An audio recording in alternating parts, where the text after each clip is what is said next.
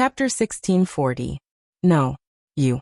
Torim, who was caught off guard, had never imagined that his comrade, who had regained his sanity, would once again become Yogg-Saron's accomplice.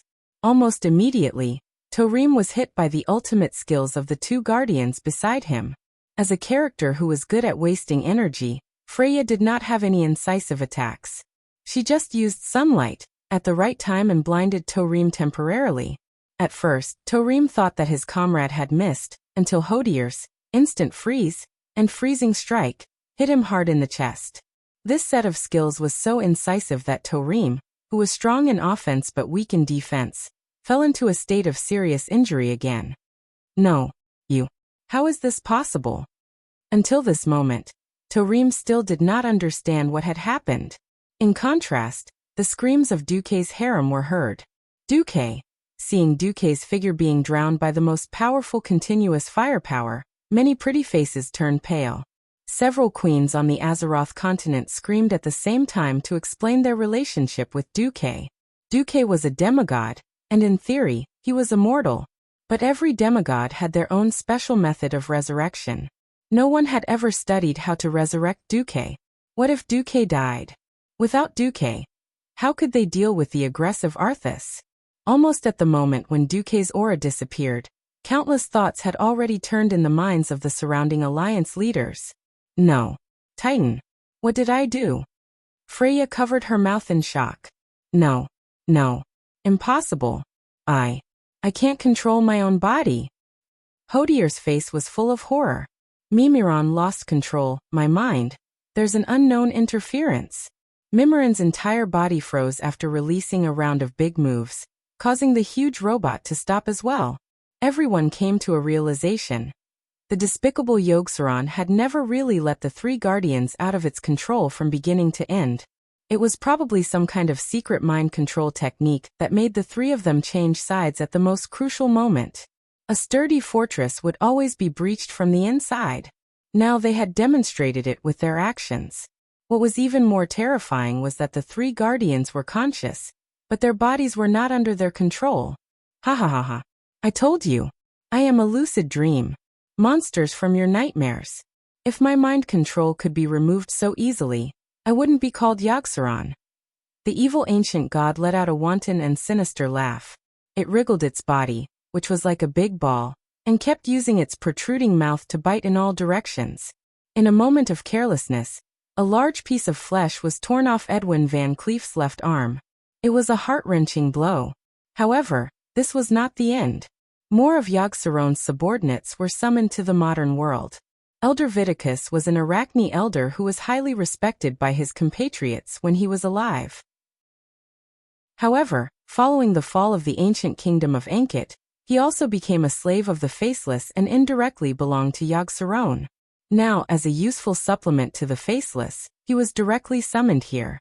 Almost as soon as he appeared, he used his best skills, deadly poison and Arachne plague, to increase the burden on the allied army. Not only that, but more powerful creatures enslaved by Yogg-Saron odor appeared. The originally spacious hall suddenly became a pot of porridge because of the appearance of these guys. There were giants rolling and wrestling everywhere, and elemental magic flying everywhere. At this moment, the mortals were too insignificant. Gather. Everyone gather. Magni shouted at the top of his lungs. However, he, who had activated Deity's descent and turned into a giant dwarf, was also entangled by an immortal guardian. Queen Sylvie ruthlessly gave that guy 3 thunder arrows, but it only reduced the guy's enhancement by 30%. It only made Magni feel less pain when he was beaten. Everything was in chaos. At this moment, a cold snort came from the void. Humph. It wasn't loud, but it was like a light that pierced through the night sky in chaos, allowing the allied army to find their backbone in an instant. Duque. Only Duque could do it. Only he could make the guardians and mortals listen to him at the same time. Just now, the moment Mimiron locked onto Duque, Duque's retina had been flashing with the system's red warning light. The system elf might not be that sensitive to unknown mysterious magic attacks, but when it came to mechanical attacks, it was simply accurate and would never make a mistake. If he was hit by this, then Duque could just kill himself. Coming out of the void, Duque ordered, Pull all the immortal guardians to the east and west sides. Sword Emperor suppress Hodier. Thaddeus interfere with Freya. A densely packed magic net suddenly appeared in the void. On the nodes of the magic net's elemental network, huge shining dots of light formed something similar to a portal. The elemental emissary and the Karaji twin emperors that Duque had hidden for a long time finally appeared at this moment. The insidious Yogg-Saron was using the Guardian's identity. If the three of them completely fell, Tarim might call on the allied army to kill them directly like he did with Loken. However, it was this controlled state that made the allied army the most cautious. At the very least, the allied army had to find enough experts to form an exchange with the three of them. Needless to say, Duque really had so many powerful subordinates. Sword Emperor Vecnala's magic immunity was just right to bully Hodier. Freya herself seriously lacked attack skills, so it was fine as long as she didn't use sunlight to interfere. Thaddeus was barely up to the task. As for Mimiron, Duque saw another guardian that was different from the others. This great inventor was indeed being controlled, but this incomplete control gave Mimiron an opportunity. After he locked onto and attacked Duque, he let his huge robot fall into an overloaded state. Without the robot, he was just a weak mechanical gnome. His self-imprisonment allowed Duque to free up more powerful fighters to deal with Yogg-Saron. The demon emperor Veclock was waving the Karaji scepter and killing everything in its path. His special immunity to physical attacks of the same level allowed him to attract the attacks of 8 immortal guardians without any qualms. It's the final stage. Be careful of the crazy skeleton's special skill. Long-range attackers, try not to look at Yogg-Saron. Such a big guy, you can hit him even with your eyes closed. Duque shouted. At the same time he began to combine Atish and Song of Light and Shadow together. Chapter 1641. The air was filled with chaotic auras. Roars, screams, scuffles, elemental explosions, and all sorts of other sounds mixed together, seriously interfering with the judgment of every master.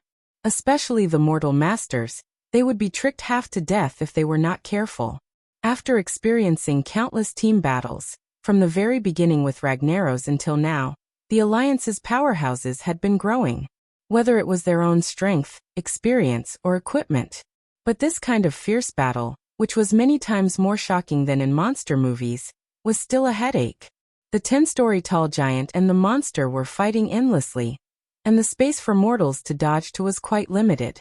Especially Kalia, if it was in the past if she couldn't escape, she could only use Holy Word, shield to hang in there. But now there was Jaina, who used the mage hand inherited from Duque to save the situation, saving many of her companions who didn't have high mobility out of danger. There were so many disturbances around him, but Duque's heart was as still as water. He had to focus all his attention, because he was performing a rather dangerous action. He was trying to temporarily combine 2 unrelated divine artifacts. Atish Legendary Guardian Staff was a typical arcane magic staff, and Duke Marcus Song of Light and Shadow, the Spiral Sword, was a standard holy longsword. These 2 divine artifacts were originally unrelated, and Duque wanted to cross the boundary of mystery and combine them, even if it was temporary. This was also a very high-risk thing. If there was a choice, Duque didn't want to do this, but unfortunately, Yogg-Saron wasn't a simple ancient evil god. Back when Sargeras was still a titan, he represented the pantheon to imprison Yogg-Saron. At that time, the imprisonment was actually not complete, because there was still a large amount of biological tissue tightly connected to the planet, and what was imprisoned was only its core. Now this spatial cage was already riddled with holes. Even though he had just forced Yogg-Saron to the real world by attacking that brain-like spiritual core, it didn't mean that it couldn't return to the spatial rift that was no longer a cage. If he just attacked with Song of Light and Shadow, with full force he could certainly heavily injure Yogg-Saron, and even destroy most of its core. The problem was, what if he missed? None of the ancient gods were fools. When they really couldn't take it anymore, they would also shrink back. Once it retreated into the Titan cage, all the divine power would be depleted. No one doubted the vitality of an ancient god. For example, the last time they fought Si-Thun, if it wasn't for the cooperation of Azeroth's Star Soul and the will of the Star Planet, Thun probably wouldn't have died so cleanly. If he wanted to achieve complete victory, he had to at least lock down its space so that it couldn't escape. This required the power of Atish, which was super powerful and had rare spatial properties. Atish itself was already very long. When it was propped up, it was as tall as a person. With such a long staff and a sword on top of it, the only shape he could think of was a spear. However, a staff head that looked like a crow but was actually shaped like a chicken drumstick was placed together with a spiral sword. No matter how one looked at it, it didn't look right. Not to mention that they were two completely different types of energy. At the end of the staff head and the sword hilt, there was an empty space the size of a palm. In that small space, the purple-blue that represented arcane energy and the gold that represented divine power were fiercely mixed together. It wasn't a fusion. It wasn't mixing. Instead, it was mixing into a ball. The most gentle and versatile arcane energy, which could be said to be the foundation of elemental magic, became extremely unstable under the influence of the divine power that was completely different and belonged to spiritual energy. It looked like that ball of light was the largest magic bomb. Once it exploded, regardless of whether Yogg-Saron died or not, none of the mortal powerhouses present would be able to survive. Impossible. It can't be done. Duque, don't mess around. Servanas turned pale with fright the moment he saw what Duque was doing. Is this possible? Tarim, who was seriously injured, struggled to get up. The eyes of this guardian who had lived for 25,000 years were filled with disbelief. Mimiran's mechanical eyes flickered with an unknown light. Interesting, Kale, that's and Jaina, the two top-level mages who were determined to break through to the demigod realm, were shocked as if their common sense had collapsed. Why did Duque only do such a terrifying experiment at this juncture? And he went all out right from the start. Ha ha ha. You can't do it.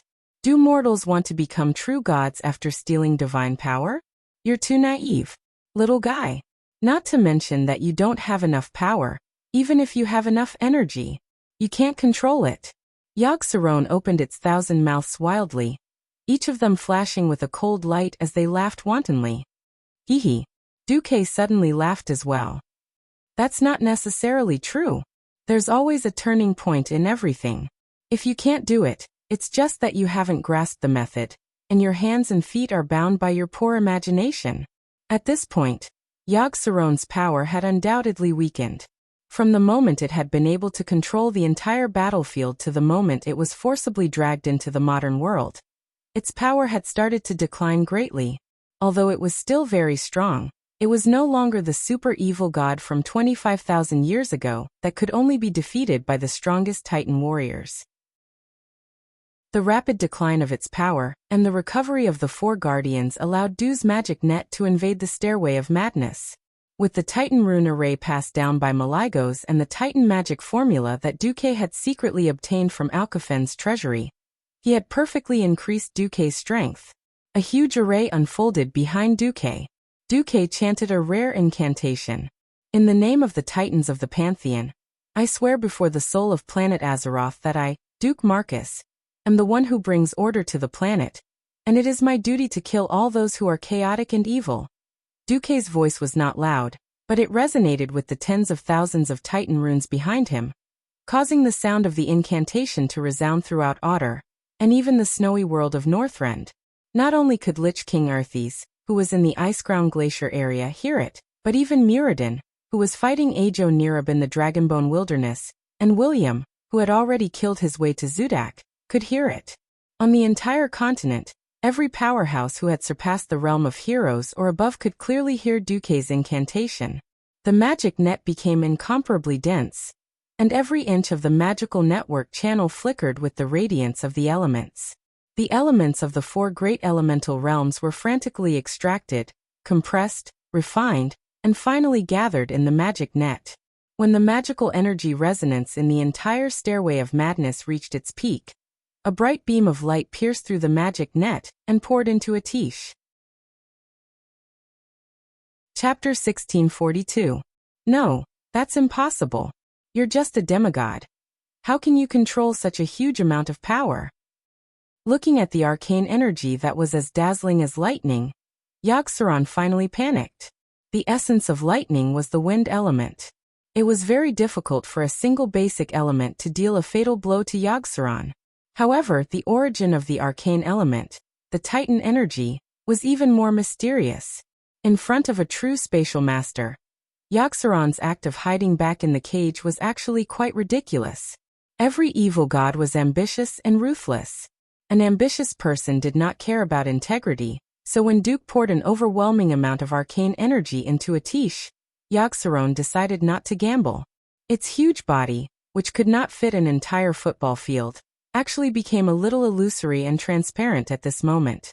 That's right, it began to shrink back into the cage.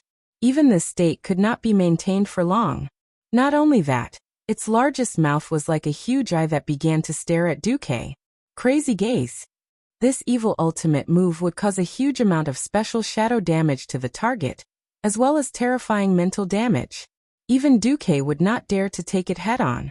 After taking this move, Duque would also become brainless. Just because Duque did not dare, did not mean that someone did not dare.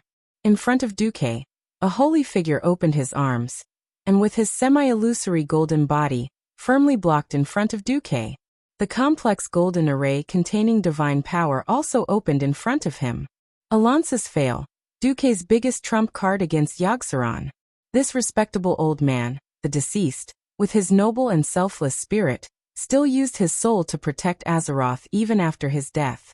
He could not completely resist the attack of an ancient evil god, but with help, it would be completely different. Teacher.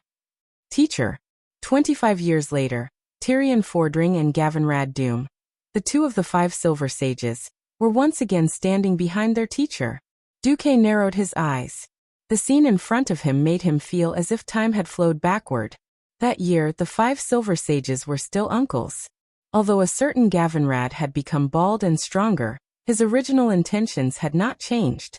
The two of them, master and disciple, were still standing at the forefront of the fight against evil. Thank you. Duque uttered a soft murmur of thanks. The 3 of them heard it. They turned their heads slightly and nodded in acknowledgement. No, I am the king of Azeroth. This world is mine. You damned guardians and mortals, don't even think of stopping me from conquering. Yogg-Saron was still shouting crazily. Every single one of its mouths opened and closed vigorously, producing a metallic clanging sound. In Duque's eyes, it was more like the lamentation of a dog. It's very ugly. Yogg-Saron, please behave like a real evil god and die obediently. At this moment, Duque's divine weapon combination, which looked like a counterfeit version of the spear, suddenly changed. The two energies that were constantly mixing and seemed as if they would explode at any moment suddenly achieved a balance, as if they had reached some secret deal behind the scenes. They were suddenly at peace with each other. The energy between the tip of the staff and the hilt swirled endlessly, looking like the yin and yang fish of the Taiji diagram. The golden holy light was still golden, and the purple-blue arcane spell was still the same. But outside the holy power rippling outside the spiral sword, there was an additional layer of mysterious Titan energy. The tip of Atisha's staff was a crow with its wings retracted. But now, the wooden crow seemed to have a life of its own. It spread its wings, and then its beak turned upward, gently embedding itself into the bottom of the spiral sword's hilt. It looked like the intersection of the two divine weapons was a specially made spear edge. What the hell? For some reason, Duque thought of the holy spear Longinus. The spear of Longinus, also known as the spear of destiny. Holding this spear in his hand, Duque suddenly felt as if he was in control of his destiny. He was not the only one who felt this way. Onyxia, Vashj, and other subordinates of Duque who were fighting the immortal guardian at the side all felt the same way. Without a second's hesitation, Duque exhaled and shouted, "Die, Yogg-Saron." Accompanied by the shout, Duque threw the combined divine weapon with a standard spear-throwing posture. No. Yogg-Saron's biggest mouth moved left and right crazily. It pulled more spatial curtains in front of itself in an attempt to escape from this incomparably terrifying spear. Unfortunately, it was completely useless. Even though it crossed an unknown amount of space, the counterfeit version of the spear of Longinus was still like a spear of light. After piercing through an unknown number of layers of spatial barriers, It accurately pierced into Yogg-Saron's head. This? Gianna's voice was almost sleep-talking, because she saw that Atish had actually acted as a booster. The real killer move still fell on Song of Light and Shadow, as head. Of course, she did not know that Duque's move was inspired by the Celestial Empire's multi-stage rocket launch system. Even if they could not make an entire space rocket, they should be able to make a multi-stage rocket, right? The incomparably sacred golden light looked so simple and unadorned that even Duque himself felt that the light was similar to the light of a flashlight. Perhaps because they were separated by too much space. Even though it looked so close, no one could sense any energy fluctuations in this attack. Kale, that's Gianna Solarian. All the mages present felt a cleansing of their imaginations. The common sense of magic that they had learned for so long told them that any element would weaken. There was no element that could leave the control of a mage and cross space, or even space jump, without elemental loss. Duque used the energy of the Titan runes as a cover, perfectly avoiding the loss of energy. There was not even a trace of overflow. This kind of magical attack that could not exist in theory had truly established Duque's position as the god of the weave. Only this was Duque's true creation. A godly technique that surpassed the entire Azeroth magic structure. In the deep, dark space, the remnants of the sacred golden light were still emitting residual light. They were still releasing residual power, destroying the tissues of the evil god that was filled with dark energy. Yogg-Saron, the ancient evil god that had existed since the era of the Dark Empire, and had lived for tens of thousands of years, was now a corpse. It quietly floated in this increasingly narrow space, its surface covered with a faint layer of death aura. This was a cage that the Titan of the Pantheon had personally created. At this moment, the outer wall of the cage that seemed to be deep in the void was covered in cracks. Occasionally, small fragments would fall from the void wall amidst the soundless vibrations, floating in the space. Along the cracks, one could see the fragmented scene of Otter. 3 minutes later, the cage broke, and Yogg-Saron's huge corpse fell into Otter's crazy stares. Chapter 1643. The dome above the crazy staircase hall looked like a void, because it was connected to another space. Following the fall of Yogg-Saron's massive body, there were also countless body fragments falling from the void. There were disgusting fragments, as well as shards of fangs that flickered with a metallic luster and were stained with blood. Because of the spatial dislocation, there was a strange error in the transmission of sound. It was not until Yogg-Saron's body fell that the final scream full of hatred and resentment was heard. Suddenly, the entire hall shook. It gave people goosebumps all over their bodies. However, this belated scream formed the most distinct contrast with the tragic state of this ancient god. The lower half of Yogg-Saron's body had completely disappeared, leaving only the upper half of his head and most of the largest mouth. On the upper half of the skull, every mouth of different sizes was half open and half closed. There were even unknown substances flowing out of the oral cavities. Almost at the same time that Yogg-Saron disappeared, the immortal guardians on the field all stopped moving. Then, as if weathering, their bodies collapsed without a sound. Their lives had ended as early as 10,000 years ago. It was purely Yogg-Saron's evil divine power that protected their souls that had already begun to decay, constantly replenishing their biological tissues, that allowed these terrible faceless ones to survive until now. As the core, Yogg-Saron died so naturally, they also fell. At the same time, the three guardians who had once again lost control also returned to normal. Almost immediately, Freya and Hodir rushed angrily towards the dimensional rift that Yogg-Saron had fallen out of. As soon as they entered, they used powerful Titan magic to sweep away the countless broken limbs and corpses. They were so furious that the onlookers had no doubt that if there were any remnants of Yogg-Saron at this moment, they would not hesitate to start a new round of war. It was just that it was time to end it.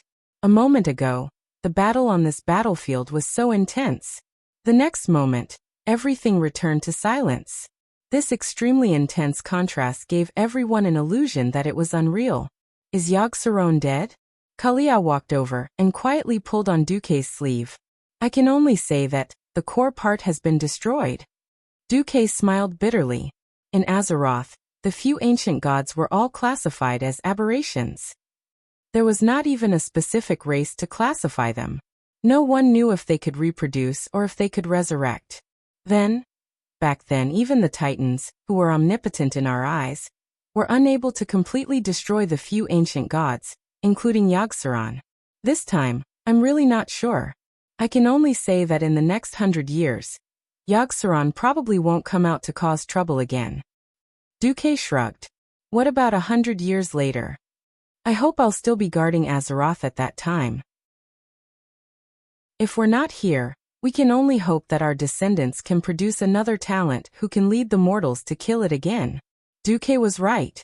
Unfortunately, Duque was still used to thinking like a mortal and didn't notice his faulty wording.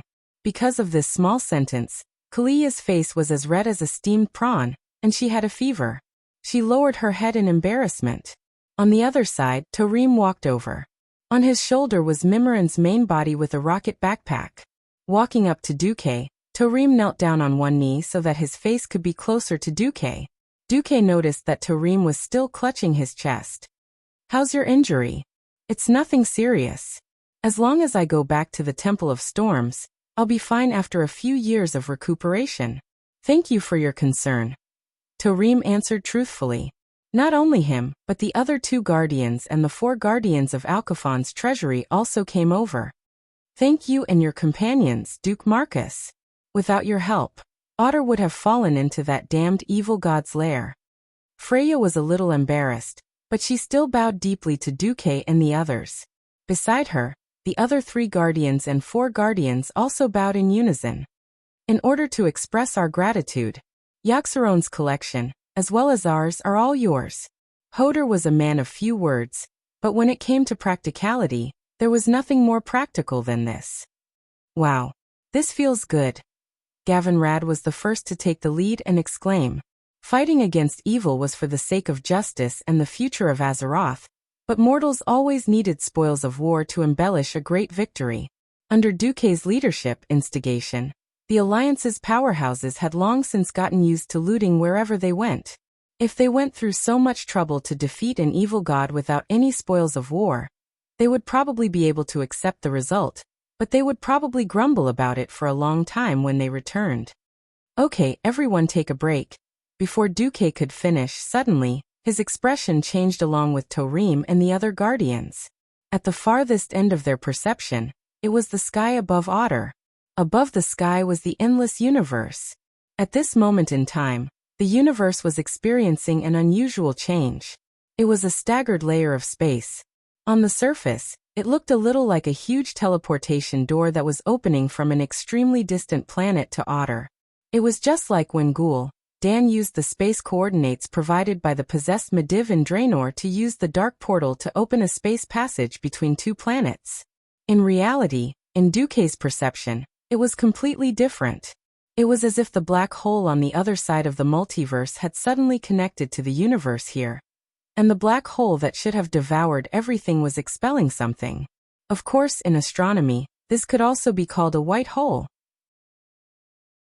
Some extremely powerful existence was tearing through space, crossing dimensions, and rushing here. F***CK. I actually forgot about him. Yes. He was observing Orgaren. He was an observer left behind by the Titans, an Imperial envoy who came to purify the world in case the planet was accidentally corroded. In order to prevent Orgaren from discovering his crimes, Loken had modified the data. The observer would only descend when he died, formatting Azeroth so that all living beings would be buried with him. This was the big hole that Loken, whose mind had been completely corroded, had dug for the living beings of Azeroth. Although he knew that in this life, it was Tarim who lured Orgaren away, but Duque still wanted to say to Orgaren, "I bought a watch last year." Damn it! Why didn't you come earlier or later? Why did you come out to cause trouble when we were fighting Yogg-Saron? If it was earlier, it would have been good to get Orgaren to help fight the ancient gods. If it was later, at least everyone could rest for a while and recover some vitality. This guy, appearing at this point in time, it was really amazing. Chapter 1644. Tarim's face turned ashen. Not only him, but all the Guardians' expressions turned gloomy. What's the matter? Magni noticed that their reactions were not normal. Freya said something that shocked the Alliance's powerhouses. Letting Yogg-Saron escape is tantamount to dereliction of duty. When the observer Orgarin arrives, he may remove our guardian qualifications on the spot. By the way, removing our qualifications is equivalent to destruction. Tarim continued. Remember what I said? If Orgarin determines that planet Azeroth has been completely polluted, he will send a purification signal to the Pantheon, which is to destroy the entire planet. The Alliance's powerhouses were all worried about Tarim's words, but for the transmigrated Duque, he could only play the role of a good actor again. He looked like he had deliberated for a long time before saying these words. What if we guys who don't belong to the Pantheon go and communicate with Orgarin, and ask him to give up sending a signal to the Pantheon? As soon as Duque's voice fell, Gavin Rad, Magni, and the others were already making a ruckus. Even Queen Sylvanas tightened her grip on her divine longbow. If these guys were to really form an empire or something, the name of that empire would be Empire of Troublemakers, right? In the face of this group of bold mortals, or rather, mortals who had become gods, Tarim rolled his eyes. As Odor's guardians, we will decisively kill any existence that does harm to Odor. On the other hand, we have no right to stop you from communicating with the emissaries of the Pantheon. But in case you have a conflict with Orgarin, and Orgarin orders us to purify you, we will not hesitate to obey the order. Because this is our duty. Tarim had a business-like look on his face. Duque bared his teeth. What the hell, Tarim? You're quite sly too. You speak as if you're not the one who delayed Orgarin for so long? Since Tarim was speaking in a bureaucratic manner, it was almost as if he was hinting at Duque and the others. Duque also understood. Duque raised his hand, and Atish immediately flew back under his arcane control. He looked at his divine staff and said, Our communication with Orgarin must be secret, and will never be made public. I hope that the Guardians will abide by their confidentiality rules. I'll give you a look, and you'll figure it out yourself. We'll beat him up so badly that even his mother won't be able to recognize him. We'll make sure that no one can hear him even if he screams his lungs out. Just pretend to be ignorant. Mimirin's mechanical eyes flickered nonstop. The Titans didn't leave us behind because they didn't expect us to stay the same. They are also eager to see changes and new possibilities. Otherwise they wouldn't have arranged for me, the Creator. This was also a hint, and several Guardians and Watchers nodded in response. Duque suddenly felt a little admiration for the group of dead people from Pantheon. One had to admit their greatness. The Titans could actually create such a group of powerful creations with self-awareness and self-values out of thin air. Yet they had firm wills and scrupulously abided by their duties. Under normal circumstances, the Guardians would never overstep the duties set by the Titans. However, their wills were able to strike a perfect balance between their desires and their duties. The Titans were definitely worthy of the title of Creator. You should get a platinum disc from the Iron Parliament, Mimiron reminded them. This. Gavin Rad took it out. This is called the Archive Data Disc. Mimiron said as if he had no idea what was going on, and then refused to speak again. Duque smiled and patted Gavin Rad's shoulder. Everyone understood that this thing was the key to the place where Orgarin descended. However, the Guardians and Watchers could not help Duque and the others against their own Imperial envoy. This was the biggest weakness. Everyone's heart was actually a little uneasy. Duque could not say it out loud. After all, this was quite a taboo. Alright, let's quickly divide Yogg-Saron's collection. Then have a good chat with Orgarin. Time is a little tight, so I'll make the decision myself this time. Duque once again acted as the leader of the Black Hand group, and went to divide the equipment. Alright, no problem. That's it. This time, there were no tribal powerhouses participating in the battle. They were all on the same side, so there was nothing to be embarrassed about. As an ancient god that had lived for tens of thousands of years, especially during the Dark Empire period, Yogg-Saron enjoyed the tributes and sacrifices of countless believers as a god. There were many treasures that it would never use, and carried in its portable space. With the destruction of Yogg-Saron's core, this portable space also collapsed. Duque rushed to rescue the items before this small space collapsed. This wave was actually quite rich. Jaina obtained the dagger Scar of Soul.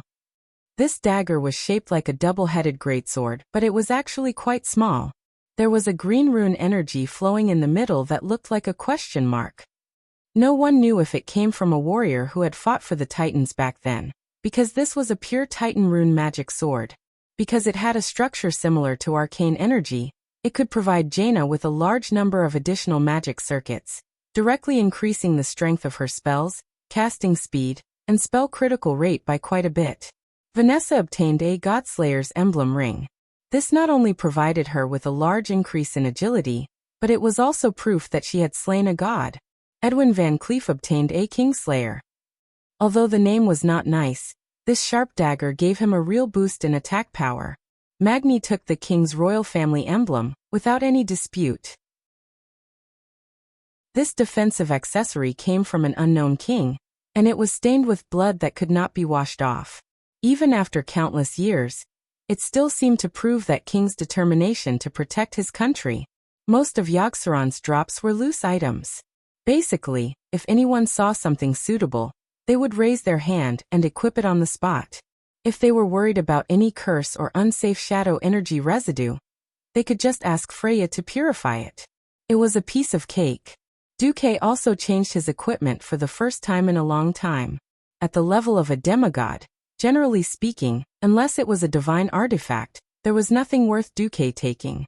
Whether it was worth it or not was one thing, and whether he wanted it or not was another. Duque obtained the False God's boots. This wasn't the original name of the boots. History books were written by the victors. Since Yogg-Saron had knelt, it was a false god. There was nothing special about these shoes. The important thing was the extraordinary horror shoulder accessory. Chapter 1645. This epaulette was quite eye-catching. On the inward curved crescent-shaped epaulette was a pink light shield similar to the outline of the epaulette. This not only provided additional magical defense, but it was also blindingly bright like a neon light. It was as cool as it could get. Back then, the friends who played with Duque had fought over this item countless times. With it, Duke could be considered to have fulfilled a small wish. When the equipment was almost distributed, there was only one accessory left that no one wanted. This thing. Duque saw it and understood why everyone had strange expressions. This small pants-like accessory was the claws of the conquered Yogg-Saron. And as the name suggested, it could summon a tentacle of Yogg-Saron to fight for oneself. Most of the biological tissues that belonged directly to Yogg-Saron had collapsed and died, which was an exception. It was more like a certain mighty power during the Dark Empire had cultivated a part of the detached limb of the god it worshipped through special means, turning it into a single tentacle that obeyed its commands. Hey Duque, didn't you already have one of these last time? Since you like this, why don't you take it and make a pair? When Gavin Rad said this, he was completely unaware that almost all the women present were looking at him like he was a cockroach. And then Duque was implicated. Hehe. It was an awkward but polite smile. Behind his back, Duque wished he could strangle Gavin Rad's big mouth. That's right, Duque did get an accessory Sethun's tentacle before. If he took the claws of the conquered Yogg-Saron, then he would have two items that were deeply loved by gentlemen. As a result, the way Duque's own harem looked at him changed. One by one, their pretty faces stiffened. Silently, they all stood together, forming a firm alliance. They were clearly saying, Duque, if you dare use them on us, just wait for the harem to explode. Duque looked back with a despairing look and asked, Do I look like such a guy with such a heavy taste? The 5 people at the core turned their heads in unison, looked at Vashj, then looked at Onyxia. And then the 5 of them nodded in unison, clearly saying, Yeah, that's right. The affairs of the world were unpredictable. And the human heart was unpredictable. We didn't know you were such a hardcore guy. Otherwise we wouldn't have followed you. Woo-woo, Dumuk burst into tears. For a moment of carelessness, he couldn't control himself. And now his world-renowned reputation was lost in a single day. I don't want to live anymore. All right. The death of a fellow Taoist is better than the death of me. It's not fair that I'm the only one who fell into the pit. Duque's expression was solemn as he called Gavin Rad and Kale. That's over. Now as the commander of the alliance, I will give you an arduous and long task. This is for you. After saying that, Duque gave Sethun's tentacle to Kale, Bats and Yogg-Saron's claw to Gavin Rad. Gentleman Dumuk's face was stern. The Alliance needs you to thoroughly understand these two defeated ancient gods, and see if there are any remaining living organisms left in the world. Or, you can try to see if you can develop a tool to detect the remnants of the ancient gods. One of you is the Alliance's most revered great paladin, and the other is the wisest Kirin Tor chairman. The Alliance can rest assured by handing this task to you. Gavinrad seemed to have received an order to immediately do a handstand, and his bitter face revealed clear despair and frustration. On the contrary, Kale Vats, who didn't know what was going on, accepted the task seriously. Phew. With the problem solved, Dumuk let out a long sigh of relief. All right, let's go have a good chat with Sir Orgarin.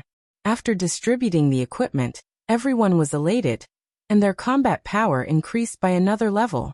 Perhaps this was the so-called sharpening the knife while chopping firewood.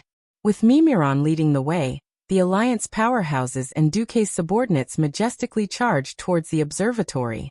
As an observatory built by the Titan himself, of course, it wouldn't just be a huge telescope or something like that. Although it was called an observatory, it was actually more like a huge astral teleportation center. Stepping into this magnificent and huge hall, one could see many three-dimensional star charts floating in the void. The spatial passageways connecting the planets were also clearly marked. The moment they saw the observer Orgarin, other than Duque, all the Azeroth powerhouses were stunned. On the surface, Orgarin was a humanoid existence, a standard giant body, with a fluttering robe, and a clear human face. In reality, no one could tell what kind of existence he was. Because everyone could see through his translucent body, they could see the bones in his body. It was said to be a skeleton, but it was actually a series of connected lines that looked like constellations. These bright blue and white spots of light and light formed an endoskeleton that looked like a matchstick man, supporting the entire huge and seemingly light body. Should be an elemental creature, Duque concluded. Who are you? Orgarin was rather surprised by the arrival of Duque and the other powerhouses. Where are Odor's protectors? I can feel that they are still alive. Why would they allow you to come here? Duque stepped out from the crowd, smiling as he bowed deeply to Orgarin. Hello, Your Excellency Orgarin. Please allow me to introduce you. We are the Azeroth Coalition Army. We represent the various native intelligent races that were born on this planet, and we are here to negotiate with you. Those who could become Imperial envoys were no fools. Orgaron's translucent face revealed a rather human-like expression. Can you first tell me what happened to the ancient evil god Yogg-Saron that was imprisoned in Odor? I can feel its presence, but it is the presence of death. I'm sorry to inform you that it has corrupted the mind of the King of Wisdom, Loken, and controlled him. Then it used Loken's hand to destroy Odor's cage, and was freed for a time. However, with the efforts of Odor's protectors and us, Yogg-Saron's core has been destroyed by us. Oh, that's good news. But what are you doing? Why are you here? Don't think I didn't notice your little trick. Orgarin suddenly became stern. Duque smiled. He did not plan to hide it from the other party. Such a large commotion like the sealing of space could not be hidden from anyone. We just hope that we will not be mysteriously purified. Orgarin snorted coldly. I have witnessed countless worlds being baptized by the Creator. The people there accepted their fate without even shedding a single tear. In the time it takes for your mortal heart to beat, countless planetary systems would disappear in a brilliant light. But until now, I have no feelings for them, no sympathy. I can't feel anything. Millions, billions of lives have returned to dust. Why should I agree to your request? Chapter 1646. Every Azeroth powerhouse was stunned. Arrogance. Arrogance. Boasting of being high and mighty. Was this the observer sent by the Titans? Treating billions of creatures as scum. Although everyone understood this logic, just like how humans regarded ants and other insignificant life forms as nothing, just like how humans felt that slaughtering livestock such as pigs, cows, sheep, and other livestock was a matter of course. After the Guardian's explanation, Everyone also knew that planet Azeroth was the Titans' life cultivation ground. But it was really King annoying. Even beasts resisted the hunting and slaughter of humans due to their survival instincts, let alone highly intelligent creatures. Observing Orgeron's mockery, it could be said that he had easily pulled the aggro of everyone present. Towards such an amusing idiot, Duque only wanted to describe him with the words, "You have a lot of ideas, you must be an idiot."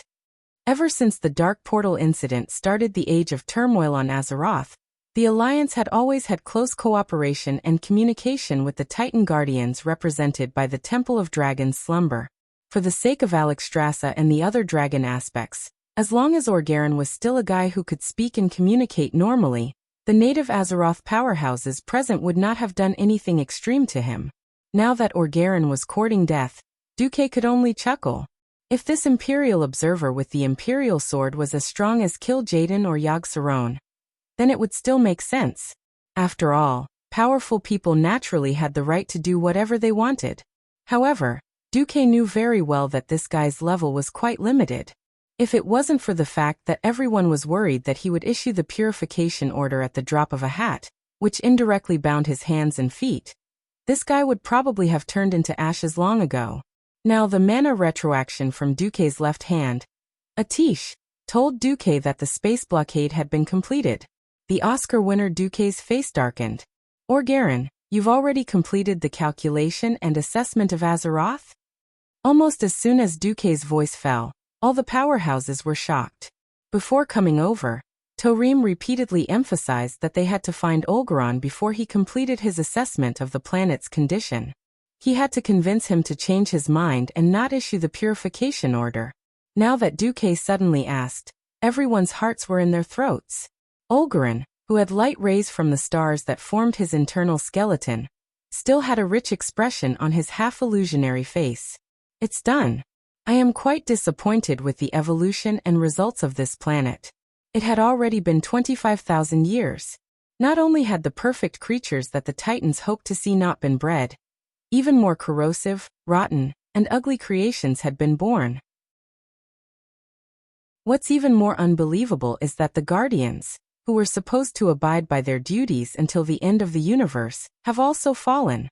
Orgeron said seriously, "That's why I came to the conclusion that this planet must be completely purified after 3 minutes in this world.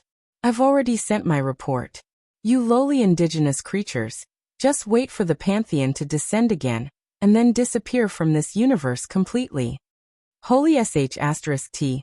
The moment the observer said this, the Alliance experts were the first to explode. Damn it. How can you be so unreasonable and reckless? The Empress Dowager was infuriated. You decided the survival and destruction of billions of creatures on an entire planet with just 3 minutes of observation? Magni's beard was standing on end. What's the difference between you and a destroyer like Sargeras? If the Titans are all like this, then we won't hesitate to fight against the Titans. Sylvanas raised her Solidar Wrath of the Stars, and knocked an arrow made from the power of the stars, aiming it at Orgeron. Faced with the anger of the crowd, Orgeron showed no fear. He stood proudly with his hands behind his back. Foolish indigenous creatures, you know nothing about the power of the Pantheon. What he meant was, the Titans can do whatever they want to you. At this time, Duque stepped out from the crowd. Yes, perhaps we don't know much about the power of the Titans of the Pantheon, but we've dealt with the Burning Legion, and we know that Sargeras, the Titan warrior of the past and now the fallen Titan of the Burning Legion, has been running amok in this universe for 25,000 years. Not only did he lead the Burning Legion to destroy thousands of planets, but I also know that he fought a fierce battle with the Pantheon back then. When Duque said this, everyone finally saw Orgeron take half a step back.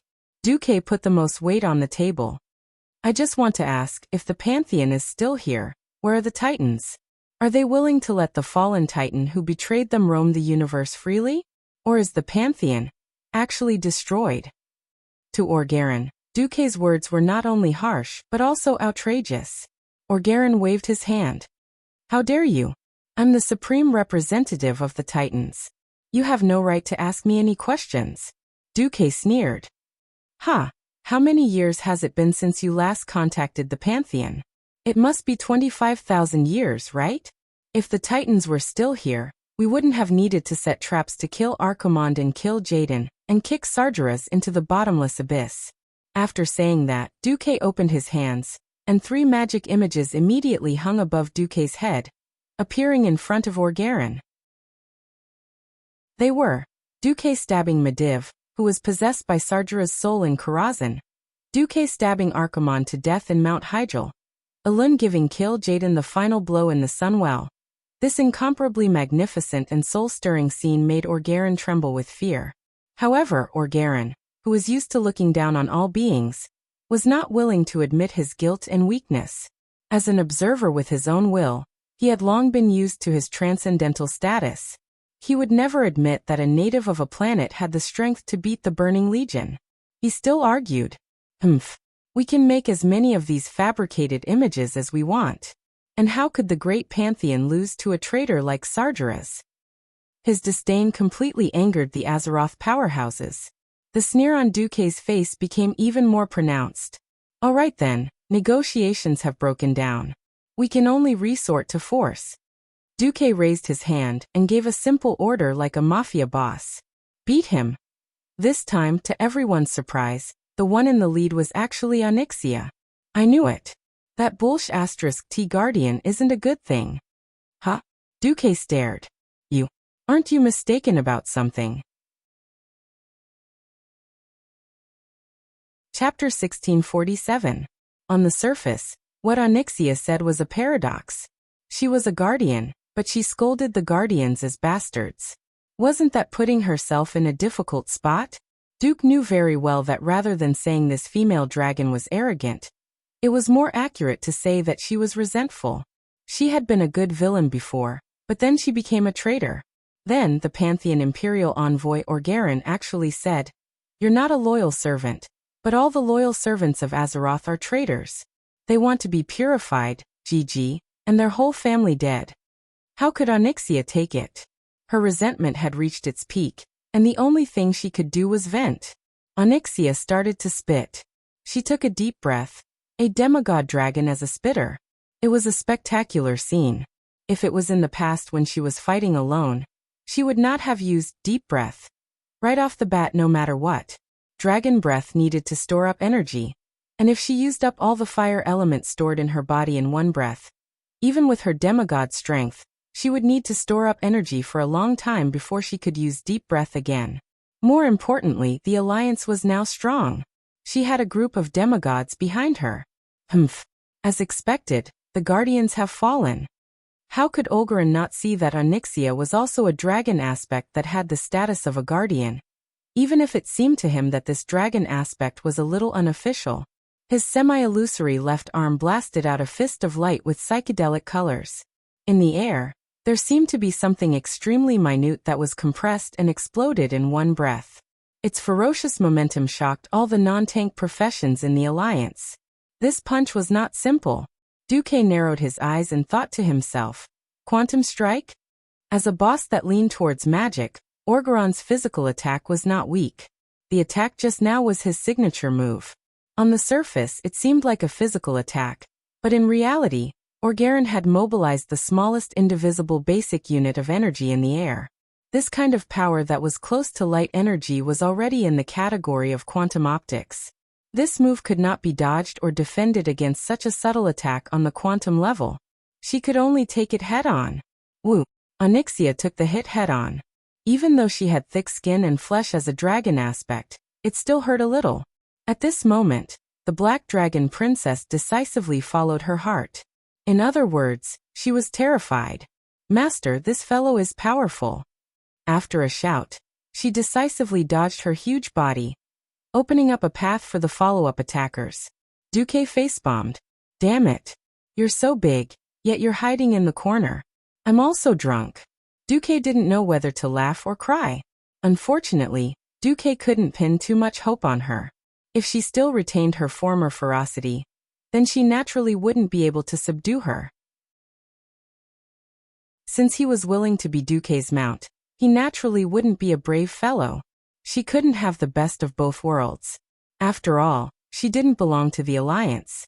Since Onyxia had given up the attack zone, there would naturally be powerhouses to take over. The Kiraji twin emperors immediately filled in. They were quite active. If they had just subdued him, they would have more or less had other thoughts. But now, all those thoughts had faded away. Out of the few ancient gods, 2 had already been killed. What they used to rely on was just the alliance or Duque's stepping stone. Looking at this momentum, there would be more and more powerhouses joining Duque's command in the future. There was no lack of demigod-level powerhouses among them. If they wanted to keep their position, just relying on qualifications was never enough. They could also see clearly that Duque cherished old friendships. As long as they worked hard, Duque wouldn't mistreat anyone. So they were also working hard. This time, the one who rushed at the front was the demon emperor Warlord. Seeing this, Duque just wanted to laugh. He understood the twin emperor's thoughts very well. It was nothing more than seeing that the opponent's quantum strike should still belong to the domain of physical attacks. The demon emperor rushed up and used his immunity to physical attacks to take advantage. Duque didn't say it out loud. He wouldn't die anyway. As expected, those who wanted to steal a chicken would never be able to please them. Olgarin looked like he had transformed into a boxing champion. He immediately hit the demon emperor with a left uppercut. This was not a normal giant's punch, because the moment Olgarin punched, his entire left arm disappeared. When his left fist and left arm appeared out of thin air, he had already punched Warlord's face. Everyone could clearly see that half of the demon emperor's face had sunk in. If he was a slightly weaker creature, this punch might have taken his life. Face punch. This was close to flash, allowing the fist to jump through space in an extremely short distance. It could be said to be the twin emperor's nemesis. At the same time, the sword emperor also grunted. Oh, lifelink? Interesting life form. Olgarin let out a mocking laugh. After saying that, he hit another quantum strike on the sword emperor's blade that was blocking horizontally. In just a breath's time, the twin emperors were directly bounced away. Duque narrowed his eyes. Although he didn't mind his subordinates being beaten up a little, 3 demigods being beaten up like this was a bit of a blow to their morale. Duque raised 2 fingers on his right hand. In the next instant, a huge blazing pillar of fire shot up from the floor of the observatory into the sky. The area of this pillar of fire was enough to cover a basketball court. This time Olgarin didn't have it easy. He rolled awkwardly on the ground and narrowly dodged this attack. You are who? This time Olgarin's half-real, half-illusory face no longer had a relaxed expression. It was filled with shock and shame. Duque tilted his head. I'm just a native demigod that you look down on. Duque's words seemed to be mocking himself. In fact, this was even more hurtful. If you, Olgarin, had to dodge a mere native demigod's attack so awkwardly, then what are you? Despicable native. How dare you steal the power of the great Pantheon Titan? Olgarin's voice had changed. That's right. What Duque used just now was the power of the Titan rune that he learned from Malygos. Although the system elf hadn't completely deciphered it, it had already deciphered 30% of it. This was enough to raise the power of Duque's magic to another level. Steal? No. The previous generation of Azeroth's guardian dragon has fallen. In order to prevent the Titan rune from being lost, the master of the sleeping dragon temple of Azeroth, Alexstrasza, personally asked me to keep it safe for her. Duque chuckled, quietly dragging the red dragon queen down with him. At that time it was a matter of urgency. If they really pursued it later, Alexstrasza would definitely be the scapegoat. Hehe. However, that would depend on the Titan's ability to pursue it. Chapter 1648. Olgarin pulled up a starry curtain to block Vash's arrows while shouting angrily, Quibble! Quibble? Oh, that's not like you. Lord Observer, weren't you very arrogant in the beginning? Continue to be arrogant. Duque mocked Olgarin as he attacked. Hundreds and thousands of Titan runes appeared in the void behind Duque. Those were not real Titan runes. They were Titan runes branded in Duque's mind. After infusing arcane energy, they appeared in the void through the system elf. One must know that every Titan rune represented an extremely complicated technique for the application of energy. As the saying went, an expert would be able to tell if it was real or not. Olgaren's expression turned ugly. He had never imagined that a native creature that was not a creation of the Titans would be able to play around with the Titans' power so smoothly. Akula's Belau — this was a similar pronunciation. Only Duque knew that it meant insignificant skill in the Titan language. Oh, insignificant skill? Then be careful. Don't be defeated by the insignificant skill of a native like me. Duque laughed coldly. Under the power of the weave, dazzling energy arcs flashed out of the void and poured down. Humph. Olgaren suddenly raised his hands, and a huge mysterious energy ball formed in his hands. The energy attack that was pouring down on him was instantly ineffective. The energy ball was like a whirlpool, causing all the energy near it to go out of control and become thinner and longer before being sucked into it. Damn it. It's black hole. Duque cursed. Black hole. Where is it black? Boulang Bronzebeard asked in shock. Duque suddenly came to a realization. The reason why a black hole was called a black hole was because it had the ability to swallow everything, even light. However, the reason why the human eye could see was because the eyeball absorbed light from the outside world. And through the nervous system, the photoelectric signal was fed back to the brain. This was the complete seeing. If even light could be absorbed, naturally, black holes could not be seen. In fact, Orgaron's black hole was not a real black hole. To be precise, it should be a small space tunnel with some of the functions of a black hole. However, no one could see it. I'll give you some illusions. Otherwise, you'll fall for it if you can't see it. As Duque yelled, he used corporeal illusion to add color to everyone's vision. That thing can be dodged? Magni asked. Under normal circumstances, yes. If the enemy has some kind of destructive move, hiding in there might be a way out. I can sense that the space inside is quite stable. At the very least, we won't die as soon as we enter, Duque said in the Alliance's secret communication channel. At this time, it wasn't just Duque's elemental emissaries. The Alliance's powerhouses also started to rush over. Lowly creatures. You want to hurt me? Olgaren was a little angry. He frowned. In the main hall of the observatory, the star chart that was originally just a projection suddenly moved. Those triangular white rays formed a ball-like cage, wrapping around a transparent ball that emitted white light. These things looked like glass balls with lights on. Foolish natives, play with my living constellations. As the observer's voice fell, the first batch of 12 living constellations that appeared started to rain secret barrage on the Alliance's powerhouses. Don't look down on us. Queen Syriana knocked her bow and shot lightning arrows at the living constellations. Since they could not hit Orgaren directly, it was a good choice to get rid of the small monsters on the field.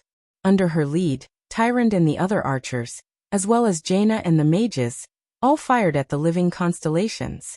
Orgaron's expression became even worse. Natives, you really don't want to give up. Duque tilted his head. No, we should be the ones saying that.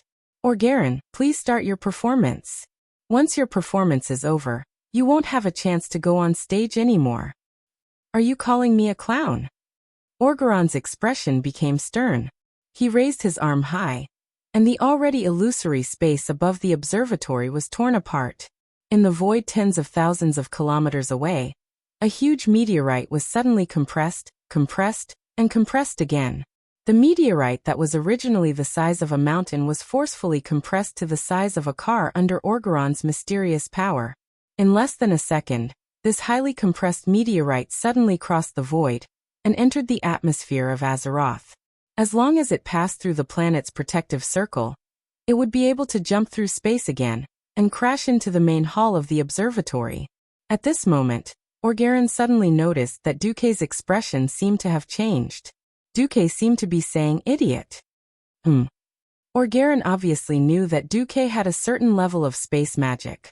However, at this moment, Duque did not dodge. Not only did he not use space magic to seal off the area, he did not even use any defensive measures. He was actually focused on holding back his elemental energy. What was the meaning of this? Whatever. This native demigod was definitely a disaster. He had to kill him first. Just as Orgarin made up his mind, he suddenly realized that something had happened. Inexplicably, he had lost control of this compressed meteorite that came from outer space. In the next second, he angrily looked up at the sky and cursed, "Dragon aspect Alexstrasza. What is the meaning of this? Why did you ban the meteorite that I control from entering this planet?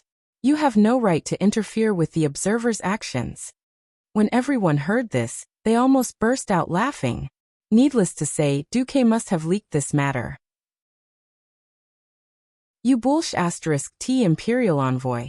You dare say that you want to purify the entire planet, and even say that you want to execute all the dragon aspects and guardians? If the Titan came personally, the dragon aspects and guardians would definitely have to lower their heads. They might even stretch out their necks to be executed. All of this was based on the absolute order that the Titan had branded into their souls. As long as their souls were not corrupted, they could not do anything to the observer. However, with their own will, it did not mean that they could not cause trouble for the observer. Alexstrasza found a rare opportunity and decisively attacked. "I'm sorry. My and the Pentashade Dragon's responsibility is to guard this area and prevent any unknown matter from landing on planet Azeroth to affect the planet's evolution." The Red Dragon Queen's voice suddenly echoed in the observatory's temple. "Bullsh *T. I am the observer. That is my—" Alexstrasza interrupted him. "If I say that it is dangerous, then it is dangerous. If you want to relieve me of my responsibility, let the Titan personally give the order." This time the Red Dragon Queen was going all out. Chapter 1649. He had seen idiots before, but he had never seen such an idiot. Duque had seen many people who thought they were tigers, but he had never seen someone like Orgarin. Looking at Orgarin's angry and helpless face, Duque really wanted to tell him that the master behind him was already a 25,000-year-old pickled cabbage. Oh, it was the super daylily, long gone cold. With great difficulty, Duque managed to restrain himself. After all, at the time of return of the Legion, mortals still needed the Titans in their soul form to level up. Now that he had offended the Titan, although he wouldn't be looking for trouble in the future, it was still a lose-lose situation. However, Duque did not mind teaching Orgarin a lesson. Without the cosmic bash, Orgarin was like a tiger that had its fangs pulled out. At least he was still a threat, but that was all he could do. The Red Dragon Queen's actions represented the attitude of the Sleeping Dragon Temple. This was definitely a big boost for the Allied army.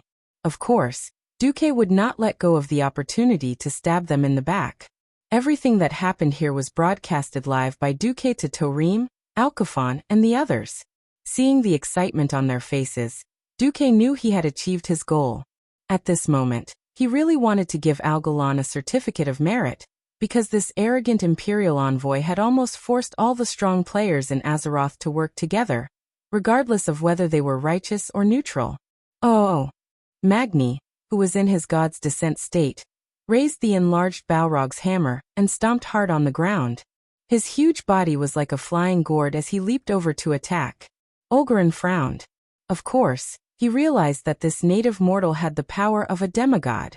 Frowning slightly, he raised his arm and took Magni's hammer head-on.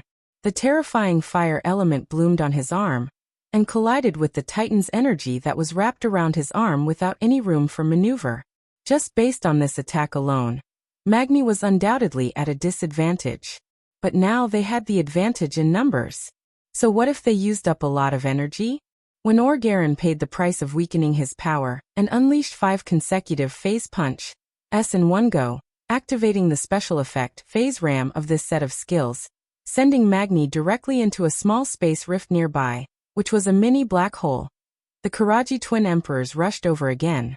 Not only that, Duque used his left hand to gather the elements of the weave and poured a large amount of arcane energy into a tiche, giving Orgarin a knockoff version of Excalibur.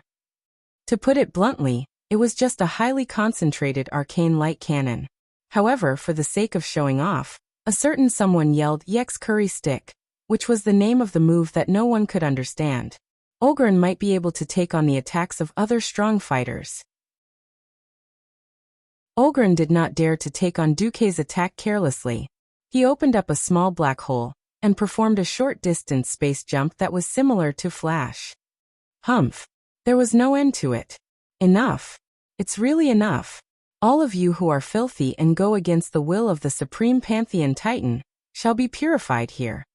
Olgarin's illusory body emitted the brightest light since the start of the battle. His outer outline became more and more transparent, and the stars that made up his internal skeleton and the light that connected these stars became more and more dazzling. As the light grew brighter, his huge body slowly rose into the air. He's using an ultimate move, Theon shouted, almost subconsciously activating his holy shield. However, the next moment, the Empress Dowager realized that she could not hold on any longer. This kind of terrifying attack was definitely not something that the holy shield that he had condensed with his mere spiritual energy could block. In the face of a higher level of mysterious power, the Holy Knight's invincibility was nothing but a joke. On the surface, Duque was fighting with Olgarin for control of the surrounding space, and he was still accumulating mana to attack Olgarin. In fact, the drama queen Duque was already acting. Hide in his black hole. Almost every evil master had an ultimate move that could kill people instantly. If they could not dodge it, they would be dead. The well-trained Alliance masters quickly gave up on their targets and rushed into the black hole's devouring range. Under normal circumstances, being sucked in would definitely be fatal. When Duque rushed in with a tiche in hand, everyone was shocked to find that the black hole, which looked like the stomach of some creature, had stabilized. Only a few small black balls of light swam in the space. Don't touch the dark matter. Actually, even without Duque's reminder, everyone would instinctively avoid these things. With Duque's reminder, everyone was just more careful. The experts of the Alliance entered. Vashti returned to her human form and entered. Even Onyxia in her human form rolled in. Outside the field, looking at the empty observatory hall, Olgarin was so angry that he almost vomited blood. He had used the ultimate move Big Explosion to clear the field. He had even prepared a backup plan to destroy the space rift that Duque had dug out. Who knew that Duque would use the small black hole he had summoned to hide? Even if it was only for a short while, it was enough. The process of energy deposition was very difficult to reverse. It was just like after a nuclear reaction started. It was impossible to stop it immediately. It could only slowly cool down and slow down until it finally calmed down.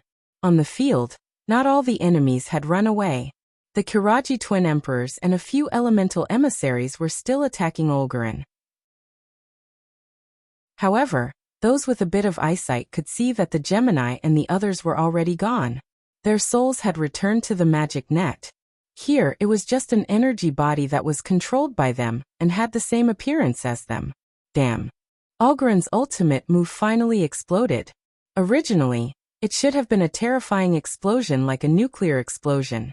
Under the double effects of Olgarin's conscious retraction and the space lock that Duque had set up earlier, although Big Explosion was powerful, it did not even shatter the observatory that had been strengthened by the Titan rune sequence. The smoke and dust from the explosion was quickly swept away by a storm. When Olgarin saw the Azeroth masters led by Duque standing in front of him unscathed, the Lord Observer's heart suddenly skipped a beat. Duque had an extremely confident smile on his face. He curled his lips and said, "Do you have any other moves, Lord Observer? If not, I have a song for you. The name of the song is Cold." Behind Dooku, there was a group of animals with an aggressive aura. Chapter 1650. Without waiting for Olgarin to explode his small black hole and force the strong ones out, everyone had already rushed out and swarmed him. Onyxia once again took the lead with a dragon, but Vashti's lightning magic arrived first. When a lightning snake as thick as a one-way street directly struck Olgarin's body, the explosive lightning energy directly caused the observer to grimace in pain. Only at this moment did the Black Dragon Princess's attack connect perfectly and arrive straight at him. She did not take a deep breath like her signature move. Instead, she swung her tail in a large way that was close to drifting. The dragon's entire body came to a sudden stop 15 meters in front of Olgarin. Then, the huge tail that was as thick as the pillar of the temple drew a golden arc in the air and smashed into Olgarin's left neck. Ugh! Even with his special constitution, Orgarin, whose body was half real and half intangible, was at a great disadvantage under the Black Dragon Princess tail attack that was filled with highly concentrated fire elements. His face was distorted due to the pain, and it perfectly portrayed the sorrowful cry that should have been loud in his heart. In the next moment, his entire body was smashed into the air. The high-purity fire elements that were released made him look like a huge torch that fell from the sky. The light from the fire illuminated the hall, and reflected on the faces of all the strong ones in Azeroth. Without giving him a chance to catch his breath, Sword Emperor Vecnalas pressed forward and swung his Karaji Emperor sword in a counterattack that was almost like an uppercut. In the end, it left a deep wound on his chest. It looked like an illusory and useless wound, but the Nephilim Emperor Vecnalas, who was connected to the Sword Emperor, immediately pounced forward and shot a shadow arrow at the wound. This was a demigod attack. If it was calculated according to the levels in the game, this was at least a level 50 shadow arrow. It was not a terrifying damage that the players at the current stage could deal. The Nephilim Emperor immediately pushed away after using his full strength, and a translucent figure appeared in his empty spot. It was Duke's subordinate, the chief of the Weave, Khadgar. He existed as a pure spirit, and he had broken through with it. With no hope of reviving, Khadgar focused on training. With his authority in the Weave that was second only to Duke, Khadgar's current strength was above Jaina and Kael'Thas. Without using any staff or weapons, Khadgar thrust his illusory arms directly into the gaping hole in Algerin's chest. Bright purplish-blue veins of the Weave extended out from the void, converging on Khadgar's hands like rivers flowing into the sea. Then they crashed into Algerin's body like a tidal wave. Ah! Orgaron's huge and illusory body trembled as he screamed. Bastard native, do you think that you will be forgiven for your actions? Forgiven? Duke's voice suddenly rose an octave. We did nothing wrong. Why should we be forgiven? We protect our world, and at the same time, attack the enemies of the Titans of the Pantheon. I stabbed Sargeras, stabbed Archimonde, lured Kil'jaeden to death, and even Si-Thun and Yogg-Saron, who the Titans wanted to get rid of but didn't dare to, were all killed by us. What a joke.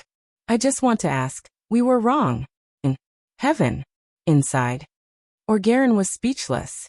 At this point, how could he not know that he was wrong? If Azeroth was a planet with only primitive single-celled organisms, there wouldn't be any protests from the natives, even if he destroyed 100 million of them. Because those organisms only had survival instincts, they wouldn't have the concept of a world. Azeroth was different. It was a world with a large number of highly intelligent organisms, and the strongest among them had evolved to the point where they could stand shoulder to shoulder with the Guardians created by the Titans. As an observer, Orgarin determined that this planet was heavily polluted and needed to be purified and destroyed based on the one-sided data. He ignored the series of efforts made by the natives and mortals. This meant that he was destined to stand on the opposite side of these strong natives. How could he not know that he was going to lose this fight? Subconsciously, the words "run away" appeared in his mind. Unfortunately, he couldn't do it well. Hey, you want to leave so soon? You can leave if you want, but please leave a correct evaluation for our planet first. That was what Duke said, but doing it was another matter. On his right hand, the Song of Light and Shadow exploded with the brightest golden holy light so far. Duke's entire body turned into an arrow of light, crashing towards Orgarin. An even bigger energy impact was produced. At that moment, the entire observatory, Older, and even the entire world seemed to have darkened. All the strong ones could see was a golden light, so bright that they couldn't look at it directly. The most dazzling golden light ball suddenly exploded in all directions with Orgaron's right shoulder as the center. After that, a dazzling golden light covered the heavens and the earth and enveloped everything. There was no sound of explosion, but it felt as if they were thrown into a vacuum. Therefore, the holy and glorious golden world suddenly became quiet. The holy light wave instantly swept through everything. The first to be affected was Orgaron's activated constellations, and these high-energy bodies were instantly turned into ashes. Unexpectedly, none of the strong ones from the Alliance were affected by the golden light. It was unknown if it was because Duke had precise control over his power, or because the holy light would not hurt them in the first place. No one died because of it. The light slowly dissipated, and when everyone's vision returned to normal, they saw Orgarin lying on the ground like a dead dog. Duque had one foot on Orgaron's chest, and the spiral sword in Duque's right hand had a long golden light extending out. After the golden light pierced through Orgaron's chest, it suddenly split into two. Like tree roots, it wrapped around an illusory heart that was still beating rhythmically. What are you doing? I'm an observer from the Pantheon. Ah! Everyone saw Duque's right hand clench, and the golden light was like a claw that fiercely scratched Orgaron's illusory heart. The pain caused Orgaron's entire body to curl up. Duque had a righteous look on his face. He looked like the combination of all the righteous heroes in history. Unfortunately, what he said was completely different. All intelligent beings in the Azeroth respect the Pantheon, but that doesn't mean we will accept unfair treatment. We only hope that you can revise your report and pass the truest information to the Titans. After saying that, the magic mirror that appeared above Duque's head played the heroic team's achievements one by one. After defeating the Burning Legion, they defeated the Scourge Army and the ancient evil god. Chapter 1651. Orgarin's mouth moved for a long time, but he couldn't say anything. Before Duque could do anything, the guys below started to make a ruckus. Gavinrad shouted, "Boss, do it.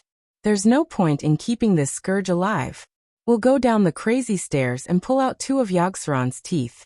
We'll just kill him and blame it on Yogg-Saron." Beside Gavinrad, Irel's mouth was wide open. She really wanted to ask if this first-generation Holy Knight, who was known as one of the 5 Silver Sages and had a high status in the Alliance, was a fake? Or was his conscience eaten by a dog? Gavinrad winked at her and Hoof didn't know what to do. Gavinrad wasn't stupid, and the others were good actors too. Wasn't it just acting? Who wouldn't? Magni shouted. "We, the beings of Azeroth, are fighting on the front lines against the Burning Legion. This guy claims to be an emissary of the Pantheon, but he wants to do what the Burning Legion has been trying to do for 10,000 years. Destroy Azeroth. Could this guy actually be an accomplice of the fallen Titan Sargeras?" Orgarin's body trembled when he heard this. His power came from the Pantheon. Without the Titans, he was just a stronger fighter. In front of giants like the Pantheon or Sargeras, he was nothing.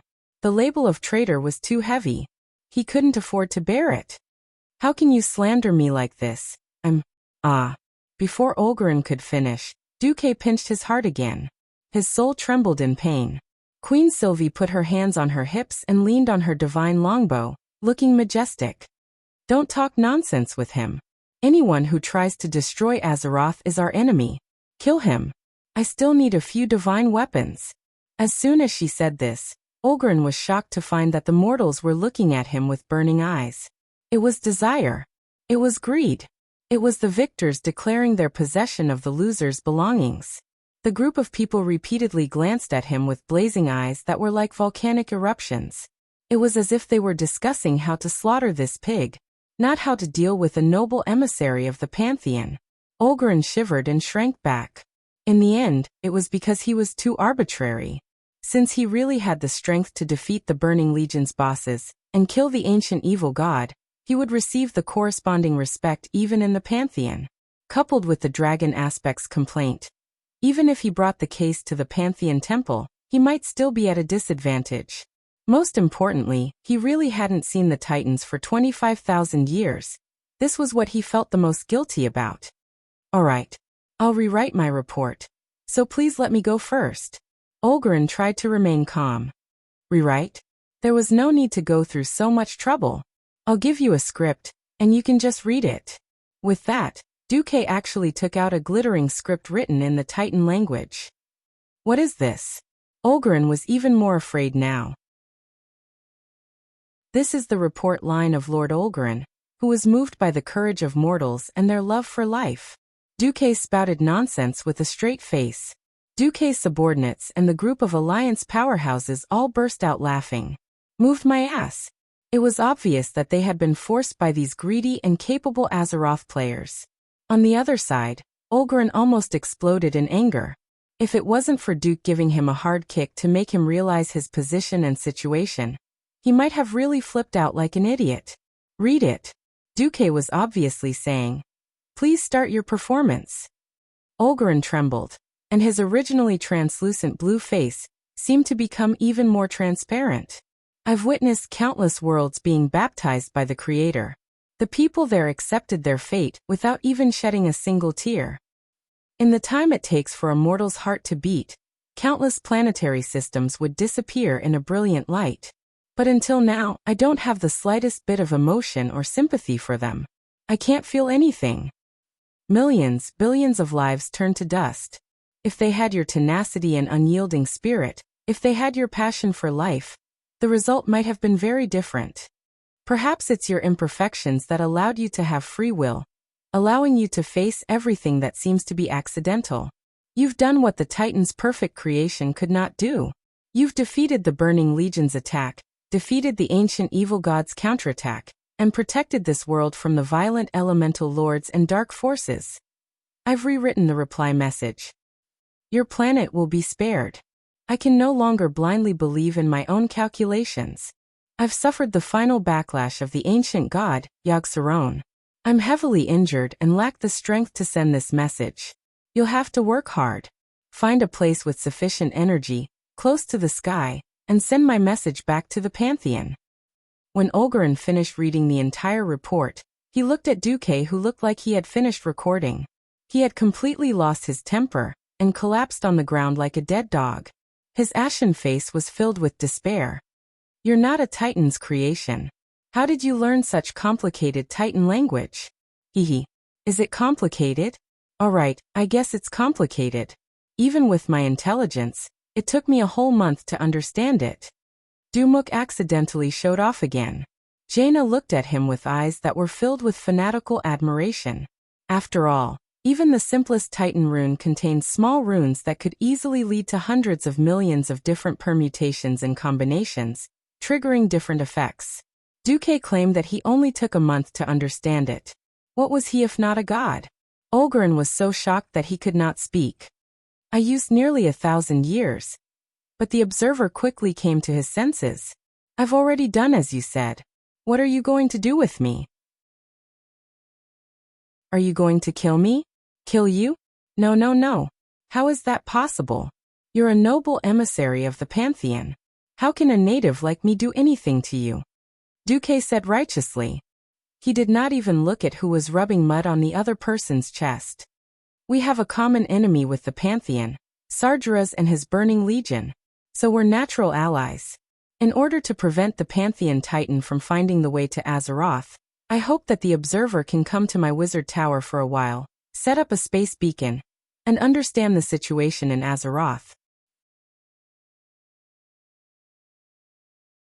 Chapter 1652. Olgarin rolled his eyes. He did not believe a single word that Duque said. So what if he objected? He was the meat on the chopping block. Duque could do whatever he wanted to him now. Moreover, he had offended all the dragon aspects and guardians of Azeroth. Even if he screamed his lungs out, no one would come to his rescue. Olgarin did not say anything. He accepted his fate. Down below, Imriel was stunned. She murmured. I suddenly understand why Duke Marcus is the leader of the Alliance. Of course. Alucia and the other queens puffed out their chests proudly. Duque could be the leader because he could lead the Alliance to victory after victory, and because he could push the Alliance and even the world forward. At the same time, most importantly, Duque would always stand on the side of the Alliance, seeking the greatest benefits for the Alliance and moving towards the brightest future. This was the core reason why no one dared to challenge Duque's leadership ever since he took over the leadership of the Alliance from the dead Tarinas.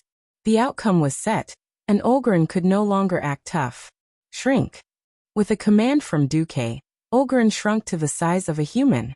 If he put on a wizard robe and a hood, no one would be able to tell that he was not a human at all. In the magical communication network, Tyrion, who had been silent for a long time, suddenly asked, "Is it appropriate?" It sounded like a random question, but everyone knew what Tyrion was asking. Tyrion had never been the head of a country. At best, he was a general in name. However, his special status meant that his words could not be ignored. Duque pondered for a moment, and finally said tactfully in the communication channel dedicated to the leader of the alliance. Actually, when I returned to the ancient war, I had already found a large number of relics from the Pantheon when I sneaked into the Twisted Nether. I even found some footage of Sargeras attacking the Pantheon. Unfortunately, the elemental interference there was very strong, and many laws did not apply. I could only use dark energy at that time, so I could not record the footage. When Duque said that, the entire magic network was dead silent, as if nobody was listening at all. After a long time, Theon finally managed to squeeze out a sentence. Are the Titans all dead? I can only say, it's very likely yes. At the very least, it was the destruction of the physical body. Otherwise, there was no way to explain how the Burning Legion could run amok in the universe for 25,000 years. However, the Titans are powerful and great. I believe that they are still hiding in some corner of the universe as souls, or in some special state, quietly waiting for an opportunity. At that, Duque's voice became impassioned and clear. I believe that planet Azeroth, which has nurtured countless intelligent life, has a decisive force or opportunity that could change the fate of the war against the Burning Legion. Otherwise, there's no way to explain why the Burning Legion would never forget Azeroth in the past 10,000 years. Even Sargeras didn't hesitate to use possession to infiltrate this place. I believe that our homeland will very likely become the battlefield for the final battle against the Burning Legion. Therefore, for the continuation of our race, for the continuation of our civilization, the burden on our shoulders is very heavy, and our mission can be said to be arduous and long. I believe that when the Titans discover everything here, they will not hesitate to cross the distant interstellar space to come to Azeroth and fight side by side with us.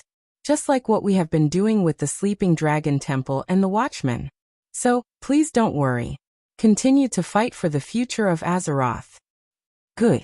Theon was the first to cheer. Then it was Duque's harem, Magni Varian, and the alliance leaders of the online alliances who all cheered in unison. Olgarin didn't understand what was going on with the group of mortals around him. He couldn't understand why they suddenly became so outstanding and excited. It's okay. I just announced to them that the Pantheon will still stand on the same side as us against the Burning Legion, Duque said casually. Olgarin was stunned at first, but then he nodded helplessly. He didn't know much about the war when Sargeras rebelled. After Sargeras raised the flag of rebellion, he was sent to the distant depths of the universe to carry out orders. As an observer, his mission was incomparably heavy. The number of planets in the universe that could support life basically corresponded to the number of Titans' footprints. Even if 1/10,000th of the planets were in trouble, it would be enough to make him busy. When he came to his senses, he was shocked to realize that it had been a long time since he received any communication from the Pantheon. It was purely the duty that was imprinted in his mind that drove him to go on interstellar journeys again and again. Is there anything else you want me to do? Olgarin asked with his head lowered. Speaking of which, there is. Duque's smile became mysterious. Soon, Duque brought the captive Olgarin to the stairway of madness. First, he made him witness the death of Yogg-Saron's core biological tissue, and then introduced him to the four guardians of Odor. This scene was naturally extremely awkward, because the four guardians all knew that Olgarin's first report was to impeach them for dereliction of duty. He requested the Pantheon to cleanse Azeroth and destroy them as well. Tarim and Hodier, who had a slightly bad temper, looked at Olgarin as if he was their enemy. If it wasn't for the Guardians' restriction that forbade them from attacking the Observer, they would probably have beaten Olgarin up. The four Guardians of the Alcaphon treasury had a similar attitude. Freya, who had a good temper, also didn't give Olgarin a good look. Only Mimirin's electronic eyes flashed, and no one knew what this mechanical dwarf was thinking. Fortunately, the main point now wasn't for Olgarin to hold hands with these guardians and become good friends again. But these? What are these? Duque took out a large pile of fragments of different shapes and sizes and placed them in front of Olgarin, asking even though he already knew the answer. Some of these fragments looked like yellow bronze pieces, and some looked like broken pieces of green glass lamps. The only thing they had in common was the faint aura of life that emanated from them. This should be a life element divine artifact, Freya said with certainty. Algren's voice seemed to be a little dry. If I'm not wrong, this should be Valinor. Valinor? That Valinor? Algren's answer evoked a distant memory of Freya.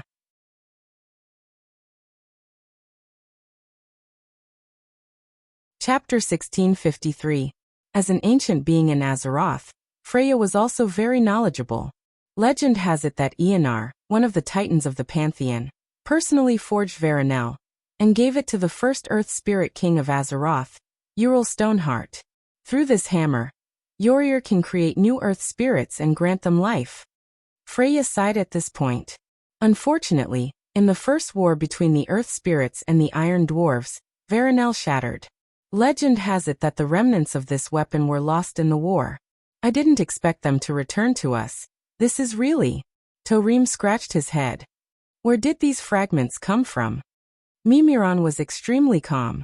Every year, I organize a large number of mechanical gnomes to go out and collect metals for me to develop new equipment. The other 3 guardians. Can it be repaired? Magni asked tentatively. At the mention of the hammer, the violent men of the Alliance were itching. Magni and Boulanger couldn't control themselves when the name of Ural Stoneheart was mentioned again. The dwarves originated from the Earth spirits. Although they were a mutated race after being cursed by the flesh and blood, their ancestors would never mistake it. This was their ancestors' divine artifact. Duque knew what was going on with Varinel, and he knew that this thing had no fate with these dwarf leaders, but he couldn't say it. Orgarin glanced at the Dwarf King and shook his head. Through the conventional means that actually exist in this world, the possibility of successfully repairing Varinel is infinitely close to 0. Mimiron said, we can let Odor's central computer system test it. The test results left most people scratching their heads. Beep. Analyzing the possible repair methods in theory. Please wait. After a long wait of 10 minutes, Odor's central computer finally gave an answer. In the body of unknown life sample XYZ10086, in theory, liquefying it with extremely acidic gastric juice has a 1.23% chance of fusing it back together. What the hell is XYZ10086? Magni asked. Lost data. Seeing that the reconstruction of the divine weapon had reached an impasse, Duque smiled and revealed a spoiler. Isn't that simple? Just throw Yogg-Saron's stomach. Didn't that guy's body ooze a lot of acid, so Hodir had to cover it with ice? Everyone came to a sudden realization. There was nothing more powerful than the stomach acid of the demon of 1,000 throats. Yogg-Saron could eat and digest. In fact, this was the only correct answer. But Magni was a little worried. What if the acid of Yogg-Saron is too strong and completely dissolves the fragments? Duque's expression did not change. Magni, wake up. First of all, Earth spirits were not the same as dwarves. Second, the dwarves never had Valinor. Third, even if it was a holy relic of the dwarves, they would not be able to defeat it. We are about to face the Lich King, and for the sake of the bigger picture, we will only hand it over to the most suitable person. Boulanger, who was behind Magni, tugged at his armor. Magni suddenly came to a realization. He knew that he was a little possessed. Shame. I have thought too much at once. This is not what a leader of the Alliance should do. I apologize to everyone. The Dwarf King was very straightforward, and immediately apologized. The dwarves were mostly straightforward, and there was nothing to hide. This attitude of knowing one's mistake, and being able to correct it was immediately exchanged for the smiles of old comrades. Duque, do you know something? Jaina sensed something. I don't know, but I deduced. Since this hammer could create life when it was given to Uriel Stoneheart, this divine relic should have nothing to do with attack or defense. Duque's deduction was reasonable and convincing. Magni's face fell on the spot. However, everyone could tell that he was actually pulling a prank from this extremely exaggerated expression. He had completely let go of himself. Perhaps this fellow had always had the dream of being a berserker with 2 hammers in his hands, a green dragon on his left and a white tiger on his right. Duque was absolutely sure that in Magni's heart, the two hammers definitely did not include a healing hammer. That's right, Veronel Ancient King's hammer was a hammer used for healing. In the Alliance of Heroes, not many people were suitable for it. This was decided by its special effect. In the game, the user's healing spell had a certain chance of triggering the Ancient King's blessing, giving the target a layer of shield that absorbed damage equivalent to 15% of the healing the target received for 15 seconds. This was equivalent to giving the target an additional shield that did not overlap with Word of Truth, shield, when healing. It was extremely powerful. And Duque guessed that that was only the effect of mortals using it. If it was a high-ranking cleric who was proficient in healing magic, it could break through the 15% limit. In any case, if the fragments of the divine relic were not made into divine relic, then it was just a pile of meaningless collectibles. The Alliance was not extravagant enough to keep the weapons in the warehouse and put a pile of divine relic fragments in the museum to be put on display as holy relic or something. Let's do it.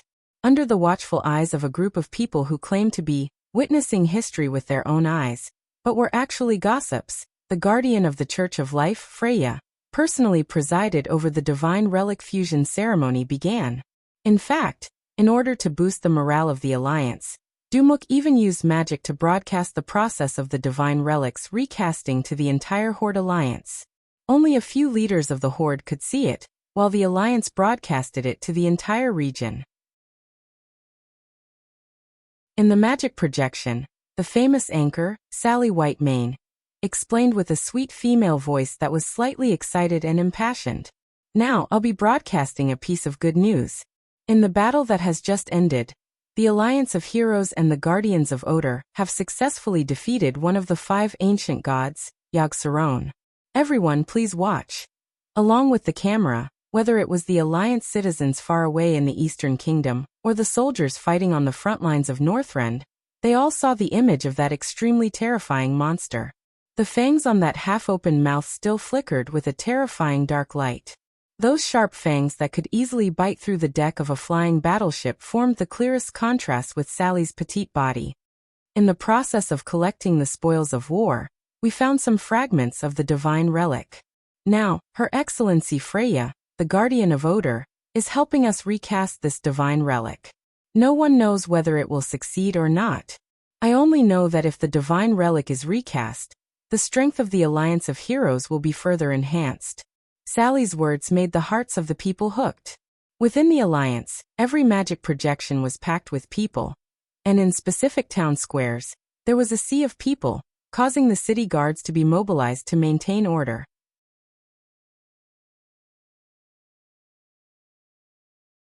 Chapter 1654. Wow. What a terrifying monster! Did His Majesty really fight against such a monster? Holy light! His Majesty is really extraordinary. Looking at the ferocious and terrifying Yogg-Saron even after death, the people and soldiers all pointed at it. Then they saw a female giant who was also 10 stories tall. That's a giant! A little boy exclaimed. What a beautiful female giant! A little girl exclaimed at Freya. Shoo! That's also one of the guardians of Azeroth. He's allied with us to protect the world.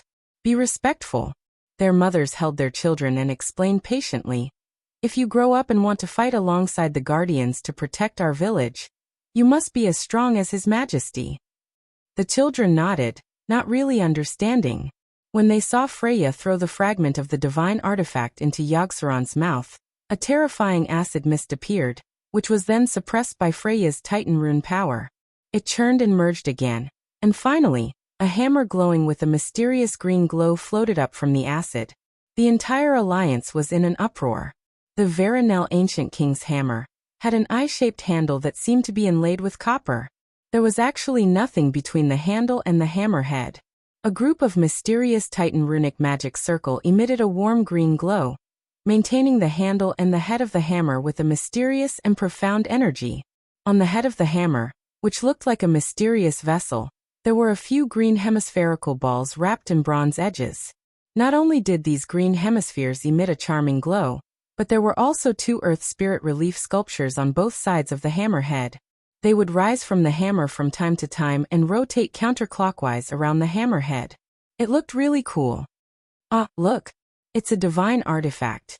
I never thought that I would be so lucky to see the birth of a divine artifact in my life. That was the call of the ancient times. That was the proof of power. That was the glow of life. In the eyes of the people and the soldiers, it was a symbol of glory. Looking at it, the people suddenly felt that their hard work in 3 shifts was worth it. Looking at it, the soldiers were even more convinced that it was worth it for them and their comrades to shed blood. Everyone couldn't help but tear up. Far away in the Kalimdor continent, in the main hall of Agrimar's Valley of Heroes, Sal, Wujin, Kane, and other tribal chiefs gathered together. They looked at each other and remained silent for a long time. Which divine artifact is this? Sar asked solemnly. The 5th. Wujin's voice was emotionless. It's the 5th round. Sal sighed. Not counting the ones he forged or obtained, this was indeed the 5th one. The first was the wind sword, the second was the Balrog hammer, the third was a Tish, and the 4th was Saladar. Although Azinatha's dual blades were also artifacts, for the sake of the future, Duque did not order for Illidan's weapons to be confiscated. Instead, he sealed them away from the cage where Illidan was imprisoned. He would be lying if he said he wasn't jealous. Sal couldn't even fool himself. However, what right did the Horde have to take such enviable spoils of war? There was no way he could snatch it. The gap between the combat power of the Alliance and the Horde was already very large. In terms of high-end combat power, the Alliance had a bunch of demigods, and now the Horde, well, King Gruul was half a demigod, but unfortunately he was still disobedient and had no concept of the Horde. In the mortal army, the gap in combat power was no longer the same. Large-scale modern firearms could definitely beat the Horde to a pulp. If it was a cooperation, the Horde's contribution was so small. How could they ask for it? In the past, there were at least a few chiefs who went out to represent them. This time, there was only a Gurus and a little Seraphar. It was understandable that the Alliance didn't want you to join the hero group. If you couldn't even move an army, where would you find the spare heroes to break through? Just thinking about it was discouraging. Sal looked around. In the Hall of the Chiefs, a Nastrian, who was sitting on a white bone chair, was an illusion. Sal noticed that since the incident at the Sunwell on the Alliance's side, His Excellency the Sun King had become neurotic. He refused to come to the Hall of the Chiefs and used various reasons to avoid it. The tasks assigned by the Horde to the Forsaken were also evasive. They were absolutely unwilling to send manpower, unless it was absolutely necessary. Although Sal still hadn't figured out what sinister thoughts the former Sun King had that caused him to hide in his new Undercity in Winterspring even at the risk of offending the great chieftain, it didn't stop Sal from being extremely vigilant towards him. If the Horde wasn't in extreme trouble, Sal would have crusaded against the Forsaken. Next to the Seat of Bones, the Goblin Trade Prince Galavix's mentality was the best to understand. He had an expression of admitting that he had been cheated by the Horde. For high-tech things, it was impossible to count on the orcs, trolls, goblins, and taurens. The Horde could only rely on the more civilized goblins. Unfortunately for the stingy goblins, this was no longer a blood transfusion, but a cut of flesh. After joining the Horde, the Rusted Water conglomerate lost its neutral position. Now the Alliance didn't even look for the Rusted Water conglomerate for occasional business. The most frequent customer was the Hot Sand conglomerate of Gadgetsan. Seeing his fellow goblins making a lot of money, Galavix was very depressed. His heart was completely itchy. In the hall, the largest chair originally prepared for the King of Galan, Gruul, was not taken seriously by the other party from the beginning. Gruul had sat on it 2 or 3 times, and each time he was impatient. If the Horde didn't develop well, the people would scatter, and it would be difficult to lead the team. After discussing the daily affairs of the Horde, the leaders dispersed, and Sal let Wujin stay. No one was surprised. Wujin was now the second in command of the Horde and Sal's most valued think tank. What do you think of the Alliance's strength? Wujin's wise eyes flashed, and the words that came out of his mouth were thrilling. The Horde is standing on a crossroad. One is to send all the troops and strong people of the Horde in every war, and while the Alliance leader is still Duke Marcus, fully integrate into the alliance and implement a complete great integration. Sal didn't comment, but asked lightly, "What's the second way?" "Find a strong reinforcement. At least one that can resist the Titan Guardians in Azeroth. And then take advantage of the Alliance's endless war to directly attack." Although Wajin's voice was calm, every word was cruel and bloody. Thrall stood with his hands behind his back and looked into the distance. From the King's Valley, he could see that Agrima was still expanding, but there was no sign of prosperity on the faces of the tribe members. He suddenly asked, "Is there no third way?" "With my wisdom, no."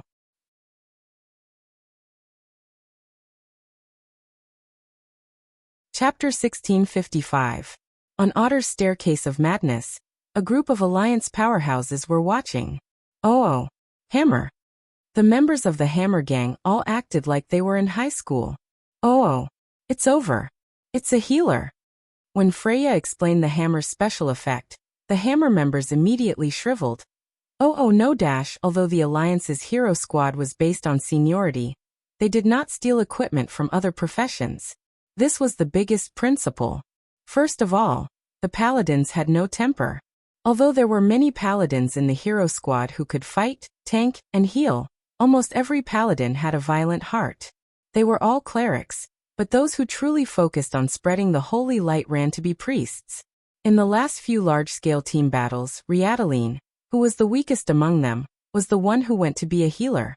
Queen Sylvie secretly told Duke that Riadaline was reluctant to do it, but she couldn't beat the other animals. There were no shamans in the hero squad, and there were originally 2 druids. One was Malfurion, who was now asleep, and the other was Fandral Staghelm, who was also a violent maniac. Without orders, he would turn into a bear and charge at the enemy with his claws. And considering that he had a rebellious bone in the back of his head, that left the priests. In fact, there was no need to choose. There were only 3 priests. Benedicta's was also a rebellious fellow, and was the first to be eliminated by Duque. Sally Whitemane did not have enough seniority. The only choice was, "Kalia, you take this hammer." Duque did not avoid suspicion and directly appointed her. Me. Kalia was quite surprised. This queen who had always maintained a pure heart had such a soft personality. She did not fight for anything and had no greed at all. In a sense, her entire life was passive. Because of her kind heart, she was very popular within the Alliance. Kalia was not at all prepared for Duque's appointment. Duque said with a serious face, in a voice that every leader could hear, "The Alliance needs to move forward, and every Alliance member needs to see the flag that leads them forward. There shouldn't be just one flag like this. Even if one flag falls in the face of evil, there should be more flags that lead the Alliance forward." Duque gently spread his hands and made a pleased gesture. "I think that the divine weapon obtained after defeating a powerful evil existence is a very good flag. This was not only a reward, but also an obligation of the ruler of a country or a clan.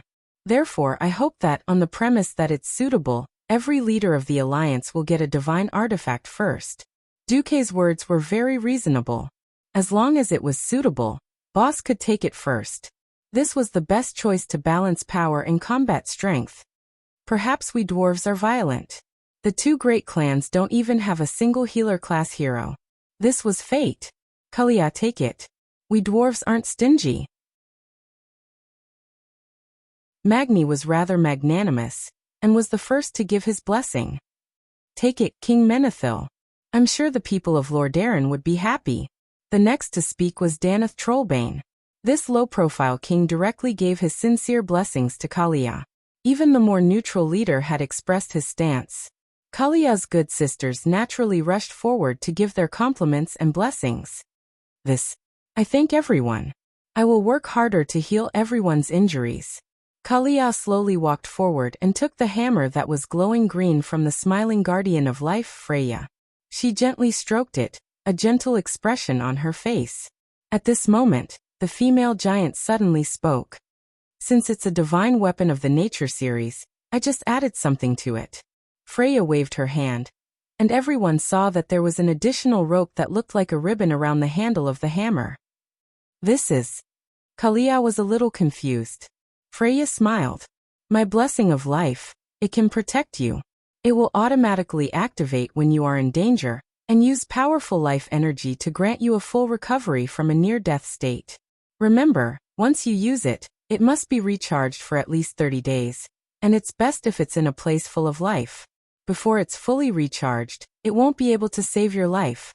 As soon as she finished speaking, even Duque was pleasantly surprised. No one knew better than him that the original, Valinor, definitely didn't have this special effect. At this moment, Tarim spoke. This time, in order to express our gratitude for the help of the Alliance and for the efforts of you mortals, we have discussed and decided to send troops to join your alliance. Huh? Really? Is that okay? Duque and the others were quite stunned. Duque looked up and asked, "Don't you have to protect Oder anymore?" Tarim shook his head. The greatest purpose of Oder's existence is to seal the ancient god Yogg-Saron, ensure the evolution of life, and conduct experiments for Mimiron. Now that the core of Yogg-Saron has been destroyed, our greatest responsibility has automatically disappeared. Hodier continued, "We've talked to Orgaren. If we can slightly reduce the pollution of this world, the Titans will probably be happier when they come in the future and raise their evaluation of us. As a laboratory left behind by the Titans, Oder needs to be guarded," Mimiron said.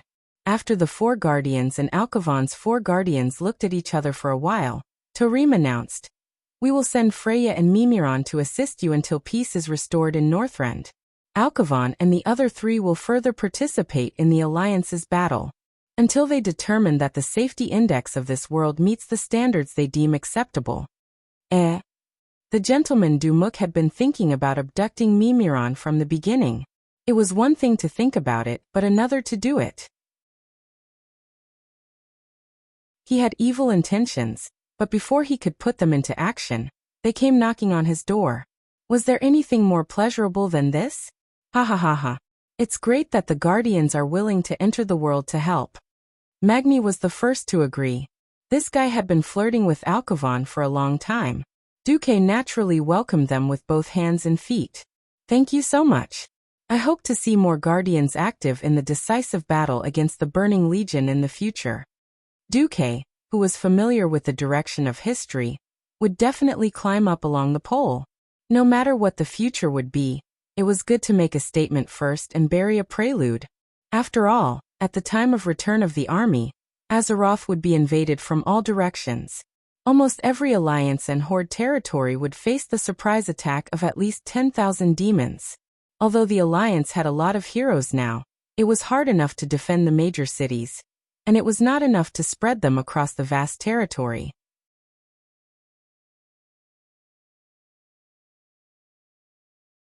Chapter 1656. As for the four guardians of Alkafon's treasury, Duque was overjoyed. As a lower-level guardian, the four giants were not very strong. However, with their size and HP, if used in the right place, they would be able to hold their own against 10,000 enemies. Coupled with their already good elemental attacks, they were not inferior to most of the Burning Legion's mid-tier Void Lords. Only the top-tier Void Lords could suppress them. The Guardians had their own principles. Since they promised to help, they would definitely help to the end. Nothing was more reassuring than this. There was still a lot of work to be done, such as dealing with Yogg-Saron's body and bringing Orgaren to Karazhan as a guest. These were all trivial matters. The real important matter was that the Horde actually proposed to send more troops to help attack Icecrown Fortress. Duque, who was resting in Naxxramas, received the Horde's emissary together with Magni, who had returned to the Western Front. "This is the will of the Great Chief." Duque was quite surprised to see Wajin personally visit. The Great Chief means the will of the entire Horde. Arthas, who killed his father, betrayed the kingdom, betrayed the entire alliance, and even blasphemed against all living beings in the world, must be destroyed. The Horde is very willing to contribute to the peace of Azeroth. Wajin placed one hand on his chest and saluted to Duque and Magni. Duque and the Dwarf King looked at each other, a little confused about what Thrall meant. Because this did not seem like Thrall's style. Thrall was undoubtedly a wise and courageous leader. To be able to take advantage of the internal strife of the Alliance and decisively lead the escaped Orc slaves to West Kalimdor. Out of the Alliance's sphere of influence, this proved his courage. A leader could have many think tanks, and perhaps each of them could provide good ideas, but the real decision-maker was still the leader. Thrall's move now looked very bad. If he had made up his mind to please the Alliance from the beginning, then he should have sent the main force, or at least the elites. Instead of having young Salyafar bring the Blackrock clan over to work, or having Braindead Howl and Warsong come over to herd sheep and occupy territory to cause trouble. If they started to be passive and waited for the Alliance to subjugate Yogg-Saron and obtain a divine artifact before coming over to reinforce them, no matter how they looked at it, it would seem like they were licking their boots. It was one thing to kneel down and lick his boots, but doing so was simply a thankless task. Of course, the higher-ups of the Alliance wouldn't object, but what would the soldiers think? Now on the Western Front, Aljo-Narab had been defeated by Muradin's army. Now that Kalegos had taken care of the magic pivot, the Western Frontline army had left behind enough reserves to prevent the Iceground Glacier from having a secret passage to attack the Northwind Tundra. With the help of the Red Dragon army, the majority of the army had already begun to pass through the Dragonbone Waste, and was about to enter the Crystalsong Forest. The vanguard had even deployed troops to the southwest of the Iceground Glacier. On the eastern front, the Undead Trolls Zudak area was basically wiped out. William left Brawl Bearskin to lead a division to carry out the final sweep. Then, he brought little Salyafar and his Orc army, who had shown brilliantly in Zudak, to the Crystalsong Forest to meet up with the troops on the western front. When Oder had also returned to order, and Mimiron was about to lead the mechanized army to cooperate with the Alliance to attack the Iceground Glacier area. Wasn't it a joke for the Horde to join in? What did they want the Horde for? To snatch the rewards and equipment? Even the good Theon frowned a little, not to mention Magni, who was a little hot-tempered.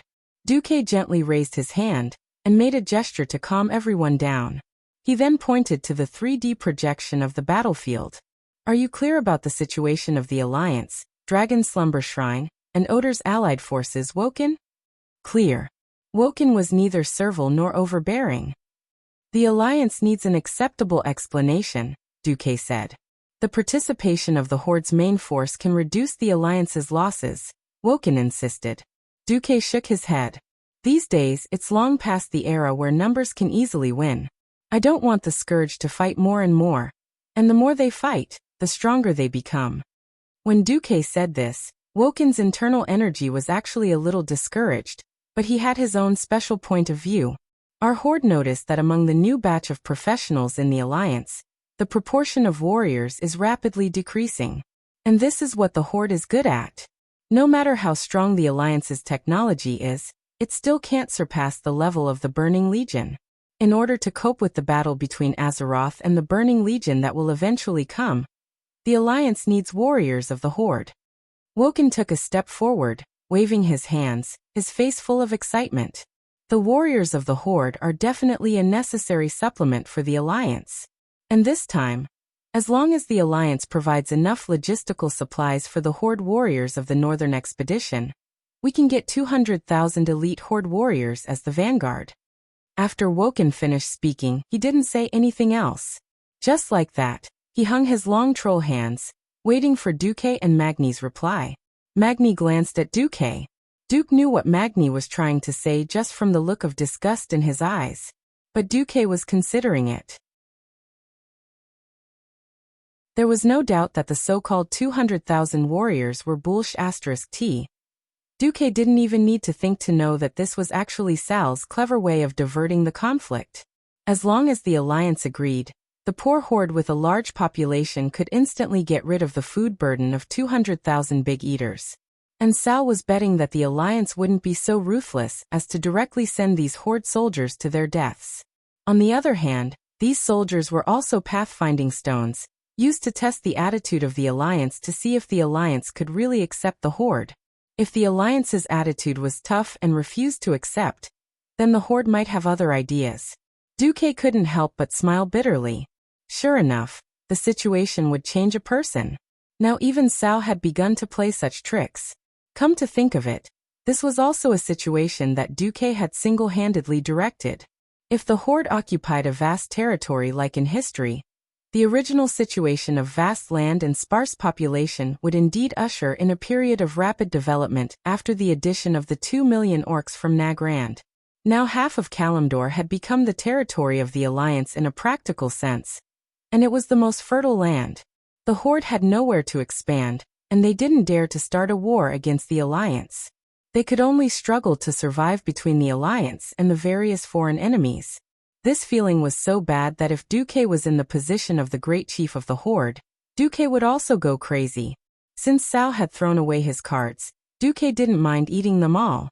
Duque smiled. The old Horde and the Alliance had all kinds of unpleasant experiences in the past, but in the past 10 years, the Horde has been the most loyal ally of the Alliance. The Alliance cherishes the trust and friendship of the Horde. How about this? These 200,000 Horde warriors. The Northern Expedition Army will accept them, and I will take a little from the military provisions and transport 500,000 tons of food to Kalimdor for the Horde.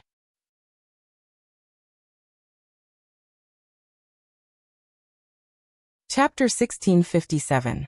Wajin was quite surprised. He had prepared all kinds of measures and backup plans, but with Duque's generous announcement to support the Horde, they became useless. Even though he tried his best to hide the changes in his mood, his surprised look still fell into the eyes of many Alliance leaders. Thank you for the generosity of the Alliance. Wajin bowed deeply. After Wajin left, Magni said in a deep voice, "Is it worth it? I'm not asking for the general direction, but whether we are treating those green-skinned people too well." The dwarves had a long life, and the war with the Horde in Ironforge was like yesterday. The 3 Bronzebeard brothers lost their father in that battle. Duque glanced around. There were no outsiders here, only a few dwarves, the gnome leader, Danas, Jaina and Kalia. Duque smiled. "Do you think I'm a dove or a hawk?" "I used to think that you were a true hawk, but now you're more like a dove," Magni said honestly. "I think I should be considered a king." Duke's reply caused everyone to roll their eyes. "You've already said what you wanted to say. Thrall is a dove," Duque suddenly said heavily. Although he will not hesitate to start a war when the Horde is in danger, in his heart, using force is the last and most inferior option. Under his leadership, the Horde has indeed absorbed various races to strengthen itself like the Alliance. However, the Horde lacks a core program, and the orcs do not have a well-deserved king status to lead the races. When there is a lack of survival resources and conflict breaks out, how will Thrall deal with it? After going through many wars, no fool would be able to become the leader of a country or a race. Everyone understood at once. Thrall could not handle it at all. Everyone knew that after Arthas killed his father, and the Lordaeron continent survived the chaos, the Alliance actually had little need for the Horde. Later, if it were not for the worry that Illidan would turn all the orcs in the Outland into fell orcs and attack Azeroth, there would be no burning crusade. At this point, if it were not for Arthas, the enemy of the living, and Yogg-Saron, the trouble-making ancient god, the Alliance might have already started a war with the Horde. Duque's current approach definitely contained the intention of stabilizing the Horde. Duque sighed softly and said 3 sentences in a row. The Alliance may consider the relationship with the Horde, but not now. The Alliance may start a war with the Horde. Now or in the next few years, it is not the time. After Thrall introduced the Beastmen of Draenor into Kalimdor, the seeds of internal strife in the tribe were already planted. The traditional Beastmen will demand more, and King Gallen will also bring trouble to the tribe. When all the contradictions accumulate and Thrall is unable to resolve them, with Thrall's character, he will abdicate. At that time, the Hawks of the tribe will come to power. If the Duque had to of the past, then Thrall and Duke of Duafitov. I the of King of Tuavav. Originally, the leaders of the Alliance had begun to feel that the existence of the Horde was of little value. If they wanted to deal with them, there would be endless problems that kept the Alliance busy. They were even more worried that they would force the Horde to be on the side of the Burning Legion again.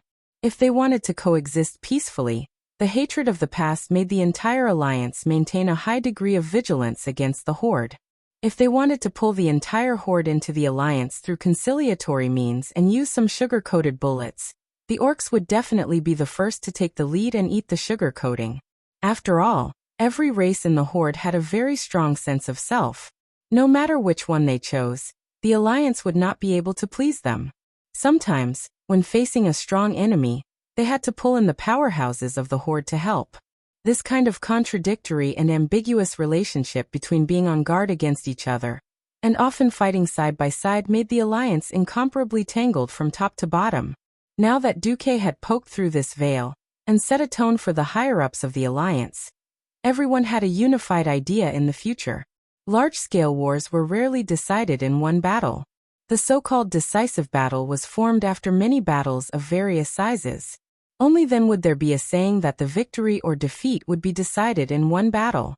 After the elites of the alliance killed Yogg-Saron, the alliance's offensive against the Calamity army came to a halt. The battles everywhere were at most stabilizing the front lines and consolidating the results of the battles. This was because the coldest winter had arrived. Winter in Northrend was a nightmare for both outsiders and native creatures. Gales of magnitude 10 or above could easily reach 1 meter, or even 2 meters of snow a night. This was an extravagant hope for any army to advance. With such deep snow, not to mention the Alliance's soldiers and mechanized troops, even the idiotic undead soldiers would find it difficult to attack without the support of a high-tier lich. Generally speaking, a lich would need to use ice to seal the ground, or the crypt spider demons to dig holes in the ground. Unfortunately, these methods were all broken by the Alliance. Digging holes was easy to detect, and a simple seismograph could do it. Ambushes in the snow were a bit difficult. In the previous few medium-scale battles, the Alliance's medium-sized camps were ambushed. In the worst case, the entire army was wiped out. More than 1,000 people died in battle, and were all dragged away by the undead. Later on, Duque developed a land reconnaissance device that was based on the principle of sonar, and used arcane energy waves as a substitute. This thing was as big as a light tank, and only a Morning Star mage could operate it. But the effect was good. After a wave passed through, regardless of whether one was hiding in the snow or not, as long as it was a physical existence, its appearance would immediately be outlined on the magic mirror. If it was a humanoid existence, it would be a human-shaped ditch. Therefore, this device, known as the Human Outline External Device, was shortened to the Human Outline Device in the Alliance. In the winter, the Alliance could not casually send elite teams to Icecrown Fortress for a surprise attack. According to everyone's estimates, if the strength of the Calamity army was not weakened, Arthas, who had the largest number of souls as fuel, would at least double the power of his Frostmourn's fury. First, they would use the army to weaken the strength of the Calamity army, purify the souls of most of the Scourge soldiers, and then fight Arthas. This was the safest method. For the entire winter of the 25th year of the Dark Portal, the Alliance, the Horde, the Dragon Slumber Shrine, and the Otter family formed the Northern Expedition Coalition Army. In the Horde, the warriors who could fight the best enjoyed the best treatment and ate the most. 200,000 Horde warriors who did nothing but eat all day long started to cause trouble when they had nothing better to do. Looking at the report sent to him, Duque revealed a mysterious smile. They're very idle, aren't they? Then give them something to do.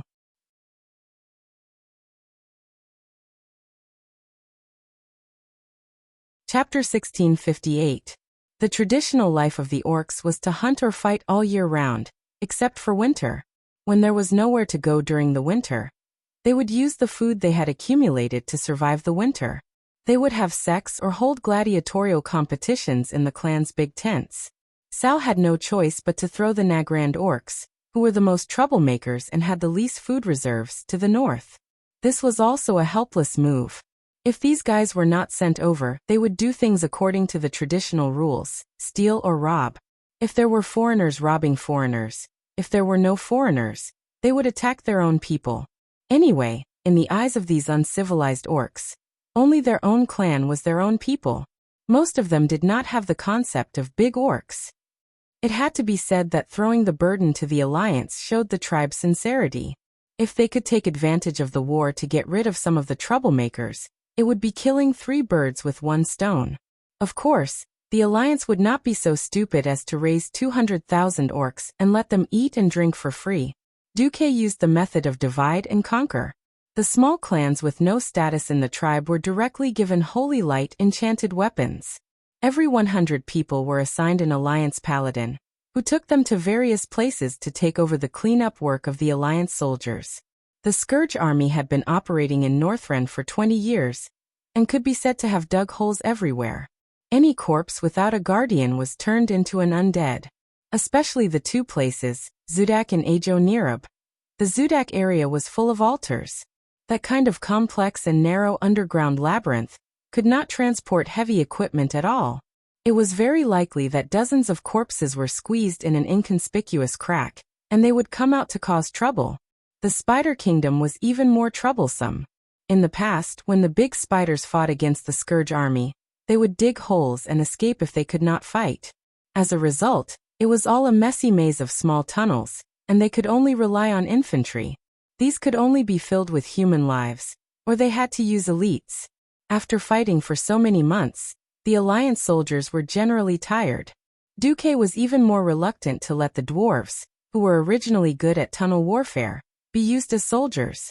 This kind of close combat was the best place for the orcs to display their combat power. Of course, there were also large tribes that were more arrogant among the orcs, such as the Mocking Skull. They refused to enter the small pits to play games with Bonehead, and were only willing to participate in open battles. For such a person, Duque waved his hand and showed great respect for history. He created this silver arena, on the high ground between the Storm Cliff and the Iceground Glacier. This huge arena group was divided into the Candidate Arena, the Silver Warrior Arena, and the Championship Arena. There were so many arenas for the beastmen who boasted of their bravery to vent their excess energy. Duque was very considerate. He divided the arena's usage time into the beastmen's time, the alliance's time, and the time where they could interact with each other. This allowed these fellows with excess energy to fight against each other, as well as unite against external threats, and bring glory to their race. Since it was an arena, there should be an audience, right? Without an audience, there would be no atmosphere. If you want to enter, you have to pay a ticket, right? Would you like some drinks and popcorn? It didn't matter if the beastmen didn't have money. The Alliance would pay the beastmen soldiers according to the standards of the Alliance soldiers. Of course, there were no other benefits. The beastmen could take Arothar's coins to the canteen to buy extra food, and even save up to buy better equipment for themselves. It didn't matter if the Horde warriors didn't know how to make money other than fighting. They could bet on it. Well, the Alliance's largest official gambling dealer was the Marcus family. It didn't matter if they lost everything. The beastmen could still work, such as sparring with the Alliance soldiers. They could treat it as training the Alliance recruits. There were also slightly dangerous jobs, such as cooperating with Mimiron to test the combat power of the mechanical gnomes. Anyway, these beastmen had unknowingly become accustomed to the Alliance's economic system. Duque's approach was so dignified, so fair, and so open that Varrock Salyafar, as the commander of the 200,000 beastmen, could not find any fault with it. Although he remembered Sal and Wajine's instructions to always keep an eye on Duque, he still sighed. Time passed, and it was New Year's Day, January 1st, year 26. The beastmen had no concept of the new year, but the Alliance was different. A large group of soldiers who had crossed the ocean and had no choice but to spend the new year on another continent began to celebrate. In order to alleviate the soldiers' homesickness, Duque was kind enough to fully open the weave on this day.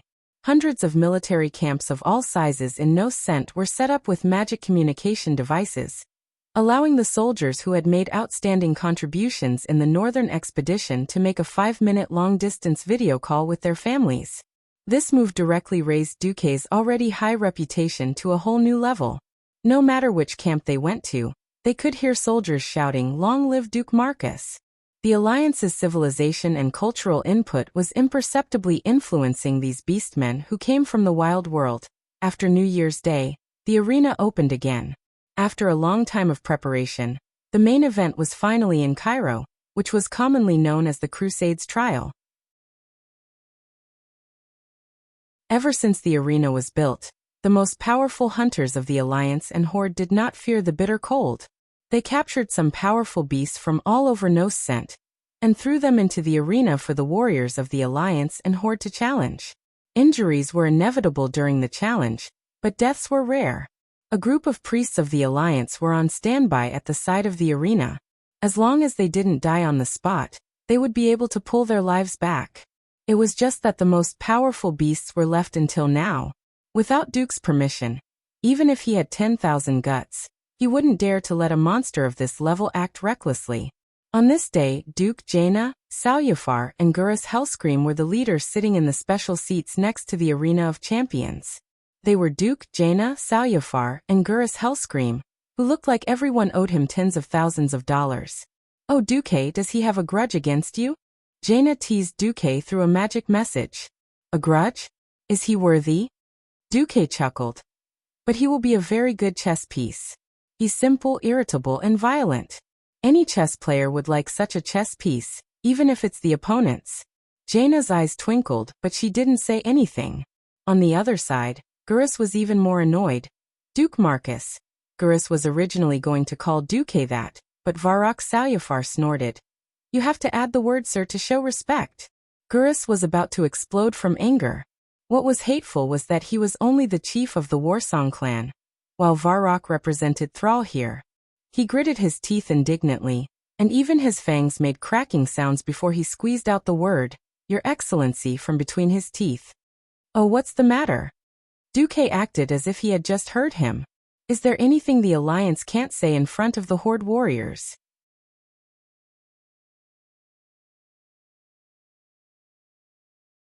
Chapter 1659. Something you can't say? Of course it's a little. Jaina replied directly. However, amidst her enchanting smile, her narrowed eyes were filled with mockery. "Do I have to tell you what I'm whispering to my lover?" With that, Jaina placed her hand, which was covered in a white glove, on the back of Duque's hand. She was clearly saying, "I'm showing off my love. Do you want some dog food?" Garush knew that he had been impulsive, but he did not regret it. His instincts as a warrior told him that the two were mocking him. He had always believed in his instincts. However, his actions were rather childish when it came to diplomacy. No, this could no longer be called diplomacy. This was a complete venting of anger. In the Northwind Tundra, the Warsong clan had suffered heavy losses from the betrayal of the Blue Dragon King, Malygos. Garush's performance as chief was mediocre. In the end, it was the former chief, Grom, who had already died, who came out to save the day. Garush could clearly feel that his subordinates' trust and evaluation of him had greatly decreased. The Warsong Beastman talked more about his father than him. Ever since that day, his temper had been like a powder keg, in a state where he would explode at the slightest provocation. Seeing him like this, Varrock felt a headache coming on. He stood up with a swoosh. "Garush, don't be unreasonable. Sit down." "You." Garush's neck was red. The bulging arteries and veins in his neck looked as if two sausages had been stuffed into them. "This is the Northern Expedition Army, and this is the Supreme Commander of the Alliance. This is not your Warsong clan's hunting ground. If you continue to be rude, get the hell back to Orgrimmar." Varrock scolded sternly. In terms of status, Varrock Salyafar was the current chief of the Blackrock clan, on equal footing with Garush. In terms of status, as the supreme commander of the Great Chief, Salyafar had the authority to directly lead the entire Beastman army. During the tribal wars, even chiefs like Wajin and Kane had to listen to his commands. Garush, who was still inexperienced and had not even fully grasped the Warsong clan, did not have the confidence to challenge Varrock. Humph. After letting out a disdainful snort, Garush finally crossed his arms and sat down forcefully. Little did they know that in psychology, crossing one's arms in front of one's chest was actually a defensive posture that prevented one from communicating with the other party. Varrock said apologetically, "Sorry, Garush is a brat from Nagrand. Young and impulsive, Sir Marcus. Please do not blame him." No, it's fine." Duque smiled and waved his hand. Of course, in his heart, Duque was laughing his head off. There would always be people with bad brains in this world. Should I say brainless roar is indeed brainless roar? How ignorant and fearless. Who gave you the courage to use such a trivial reason to challenge a demigod? If the great chief of the tribe was an idiot, then Duque would not hesitate to take care of the tribe first. Since he was familiar with the course of history, Duque did not mind watching Garush go further and further down the road of seeking death. It was as interesting as watching a clown jumping around. On the other side, Jaina clapped her hands, and a gnome wizard ran to the podium. Hello, Honorable Alliance Commander Marcus. Hello, respected Sir Seraphar. I am today's host, Millhouse Mana Storm. The dwarf who spoke had a head of silvery white hair and a beard, as well as two rather eye-catching handlebar mustaches. He wore a blue wizard robe with golden edges and a pair of bright red trousers. He looked quite comical. What surprised Duque the most was his name. As a transmigrator, Duque would certainly not forget this incomparably famous and amusing gnome wizard. Gnomes were a highly intelligent race, and at the same time, they had a strong desire for knowledge. If there was a chance to use technology that they could not achieve to satisfy their thirst for knowledge, many people would do so. Of course, Millhouse did the same. In the original history, his first appearance was during the Burning Crusade. This guy intended to steal the Nara's spaceship and use the Nara's technology to explore the outside world. He stealthily boarded the ship of his dreams. But unfortunately, Kale, that's Blood Elf troops, captured the Nara's spaceship. Then, to protect himself, Millhouse hid in the second cell. As a result, when the players were beating the boss of the anti-magic prison, this guy came out to help beat the boss. In history, Millhouse was a very famous person who caused a lot of trouble. In addition, he was the only wizard who survived after the teleportation failed and was lost in space. Duque just did not know why this amusing pharaoh would come here.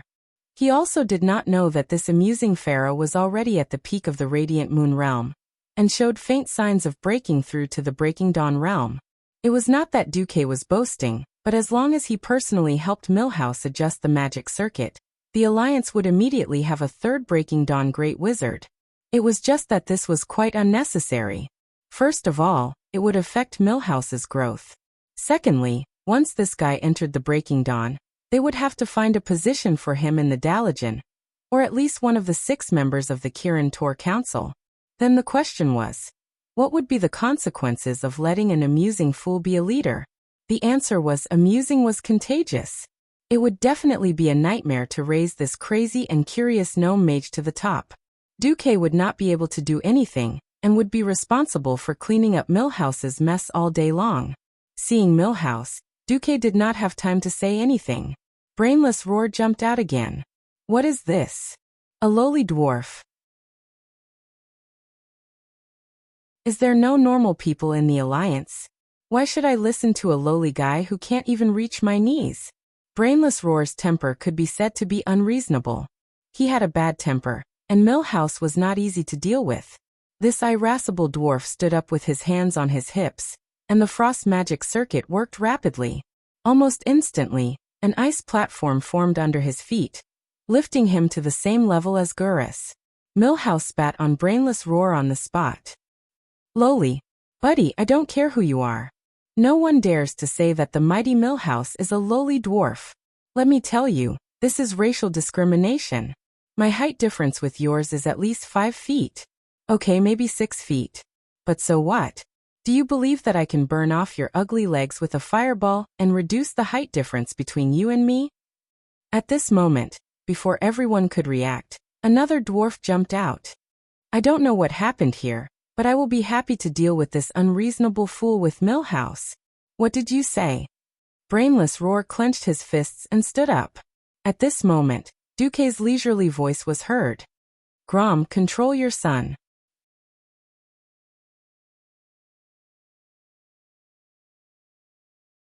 Chapter 1660. As soon as Duque's voice fell, a tall, burly, green-skinned figure suddenly traversed through the void and appeared from a portal that had suddenly opened.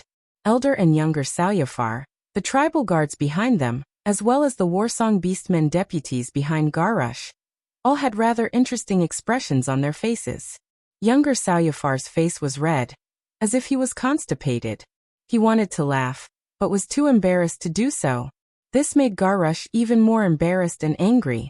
Mortals always yearned for an existence that transcended the mortal world, because such an existence could do many things that they couldn't.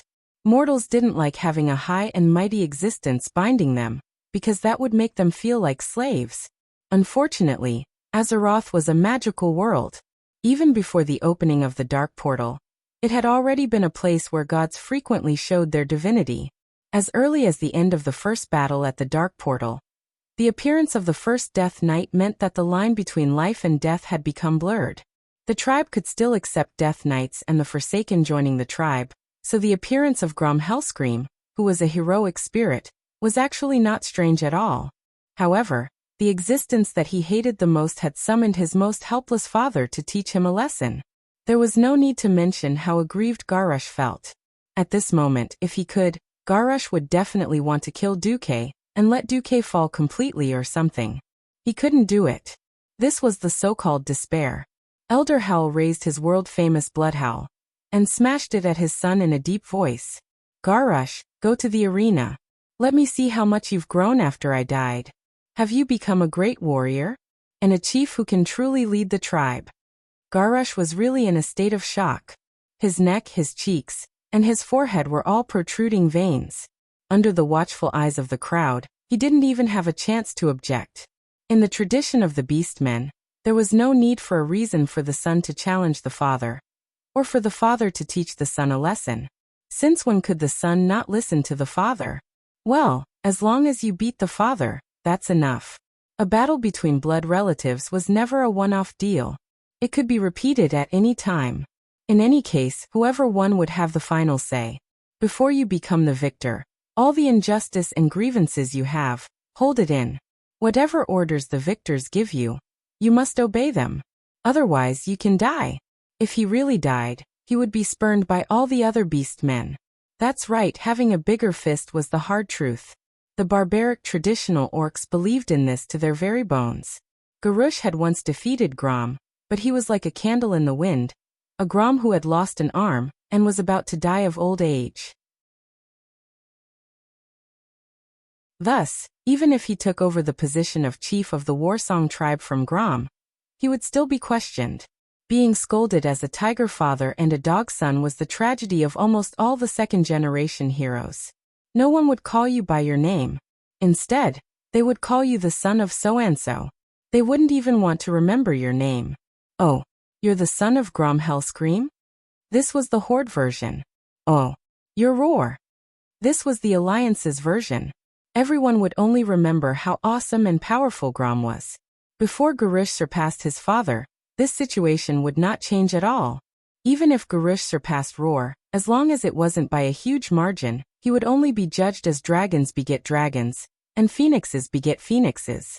But was it so easy to surpass Roar's achievements? In this life, Roar killed an adult Goron by himself at the age of 14, making his name known throughout the Warsong tribe. When he was in his 20s, he participated in the war against the Draenei, and was the vanguard in the attack on Shatrath City.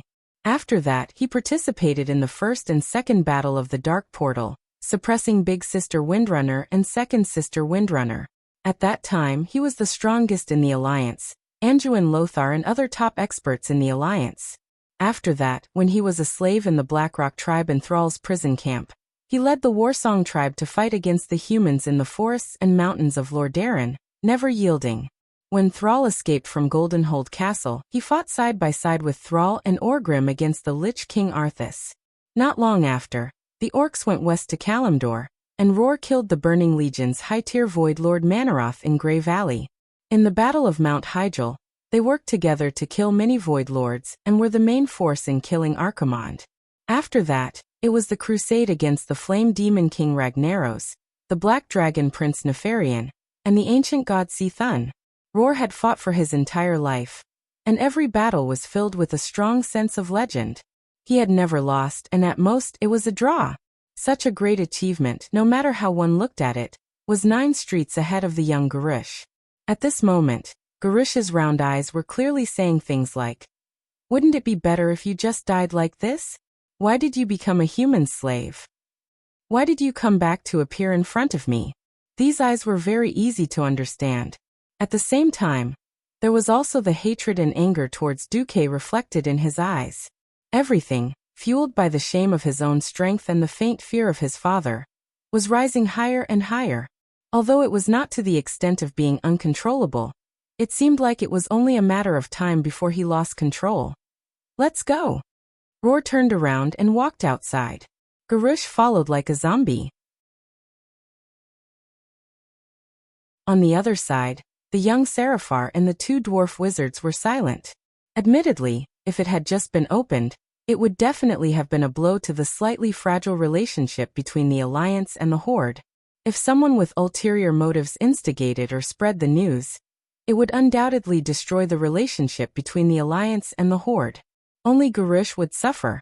Was it really okay to do this? In this regard, King Seraphar's reaction was silence. Because among the younger generation of the Horde, Thrall valued his son Dranos the most. Both young Seraphar and Garush were excellent warriors. Although they both had the rashness of young orcs, young Seraphar had a better view of the overall situation. Young Seraphar would definitely take over as the chief of the Blackrock tribe in the future. But which father did not want his son to be more successful? As an old acquaintance of Grom, King Seraphar of course knew how terrifying Roar was at his peak. The title of the Horde's #1 warrior was not just for show. The scene of him teaching his son a lesson could not be any more beautiful. Even though he could vaguely feel that Duque was targeting Garush, King Seraphar still made such a choice. After Duque suppressed the two dwarves' violent emotions, King Seraphar said, "Then can we start today's competition?" Millhouse bowed slowly. Sorry, I was too impulsive just now. Now, please allow me to introduce today's competition, the champion teams from the Alliance and the Horde.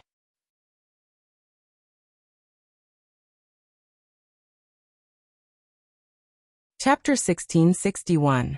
Fighting. This would always be the main theme of the creatures. No world had unlimited resources. One day, they would find that there would never be too many places for them to live and reproduce. Limited resources and limitless reproduction requirements. This led to the inevitability of conflict. Why was the champion revered by everyone? It was because the victory of the champion was built on countless losers. Only by defeating the most and the strongest enemies could one bring the greatest sense of accomplishment. In front of Duque, King Seraphar, and the others were the two champion teams from the Alliance and the Horde. Millhouse's slightly shrill gnome voice sounded again. "Come on." Warriors representing the Alliance and the Horde. On both sides of the special seats, two groups of people slowly walked out from the dark tunnel and onto the protruding platform at the side of the arena. Looking at these young and energetic faces, Duque couldn't help but smile. Back when he was still a newbie in Azeroth, he wasn't as good at fighting as these little guys. Duque suddenly noticed that both sides had 12 people. The Alliance had no Death Knights or Shamans, and the Horde had no Paladins. Duque was a little surprised, but then he felt relieved. Sure enough, this butterfly of his had stirred up the general trend of the world. Rothelma Theron was still at the level of a lackey, helping the lively Queen Sylvie. The Blood Elves didn't join the Horde, so naturally, the Horde didn't have any paladins. On the Alliance's side, even the Forgotten Ones were still a taboo, let alone the Immortals. Of course, they weren't so open-minded as to allow Death Knights to become official professionals. Similarly, for some reason, the Draenei didn't seem to have started their shamanic path. It felt a little messy. Duque didn't mind this. In Millhouse's introduction, Duque heard some unfamiliar names.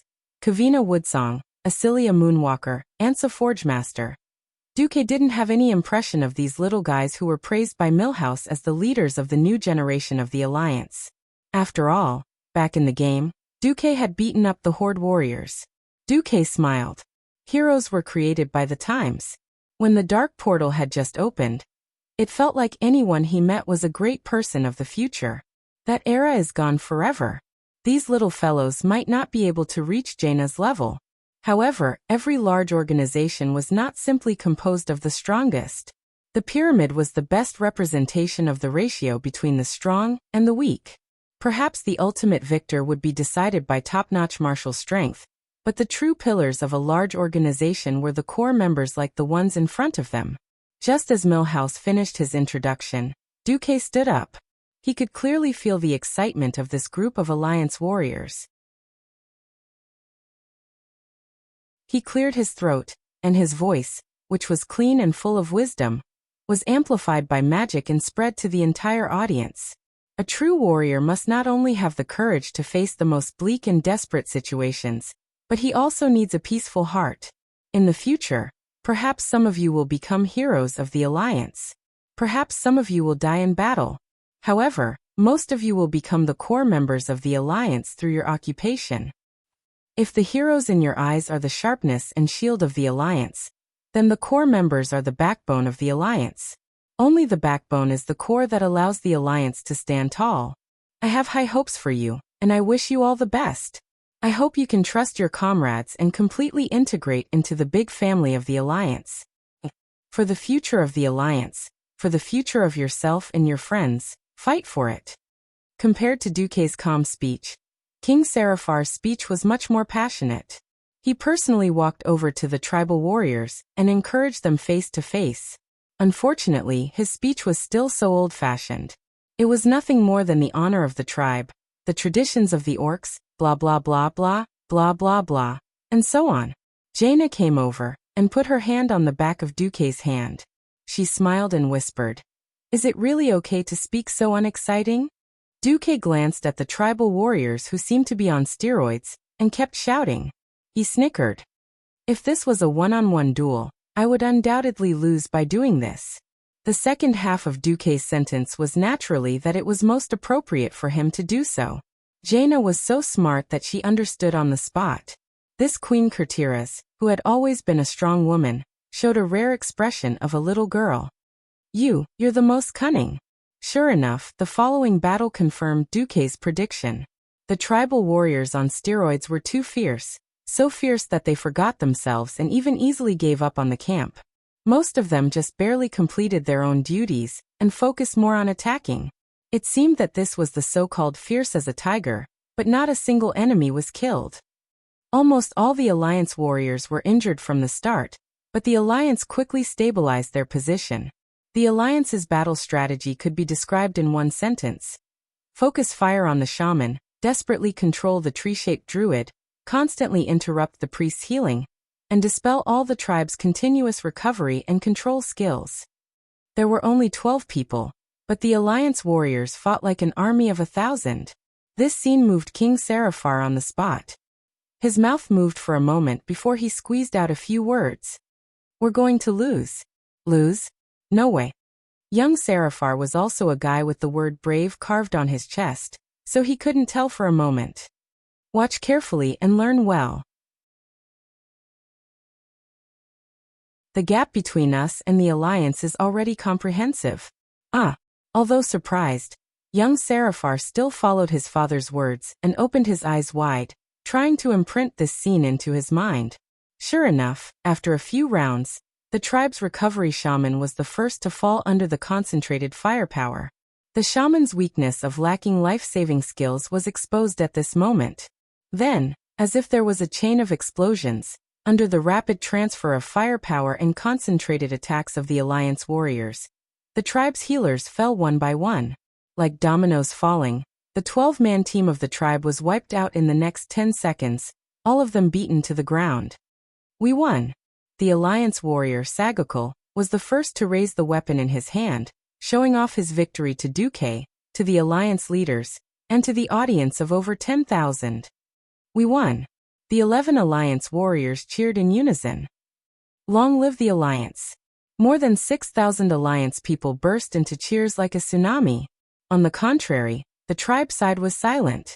As the host of the ceremony, Milhouse immediately announced proudly, "All right. The team of warriors who will accept the Crusade's trial has been decided. They are the Alliance warriors."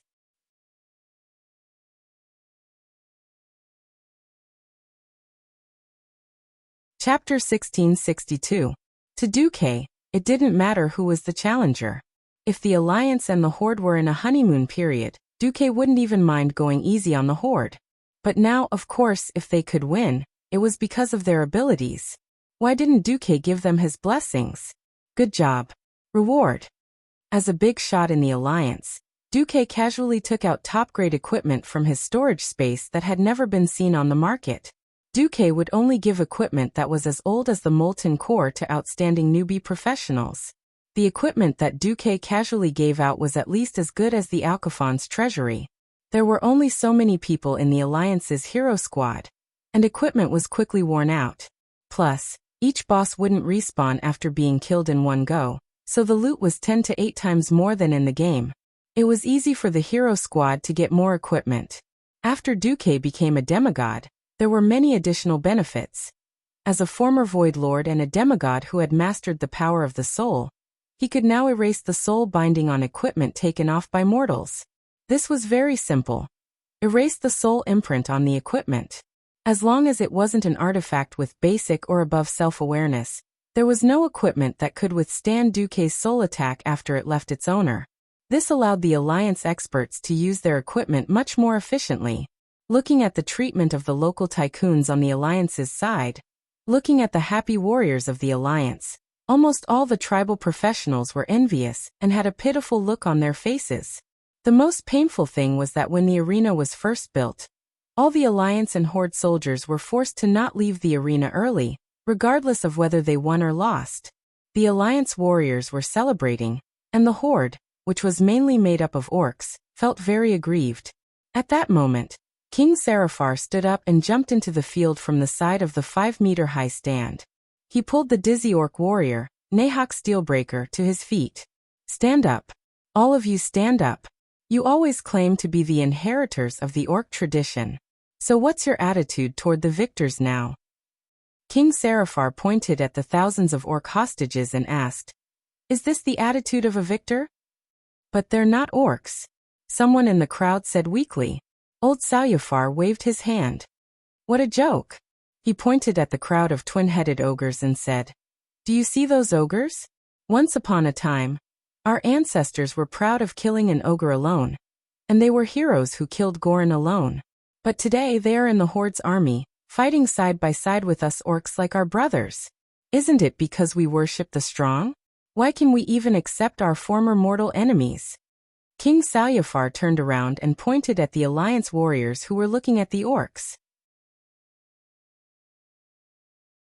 "Since you call yourselves brave orcs, then tell me, did these warriors cheat in the battle just now?" The thousands of orcs fell silent. The king suddenly roared like a drum. "Orcs, answer me right now." As if awakened from a dream, the thousands of orcs stood up in unison and answered. No, no. It was another question that seemed to wake the world up. So their victory, was it a glorious victory? The thousands of orcs answered in unison again. Yes. Using all the strength in his body, he practically roared out every drop of air in his lungs. At that moment, it was as if he was possessed by Lord Roar. His voice was like thunder. "Then all of you should *King applaud and cheer for the winner. Otherwise, you're not fit to call yourselves warlike orcs."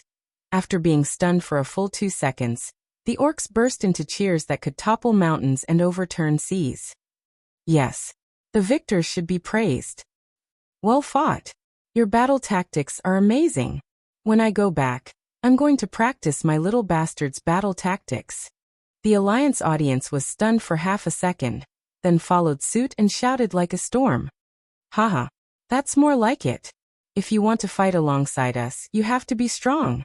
Amidst the cheers, the orc warriors walked towards the Alliance warriors. Nahok lightly punched the chest armor of the Alliance warrior, Sakagar. "Brother, you fought beautifully just now. You're the real main tank that supports the team. Your whirlwind was beautiful too." Sakagar smiled back. Unknowingly, the atmosphere between the Alliance and the Horde began to harmonize. At that moment, Duque stood up and waved his arms. His voice, which contained faint divine power, spread in all directions.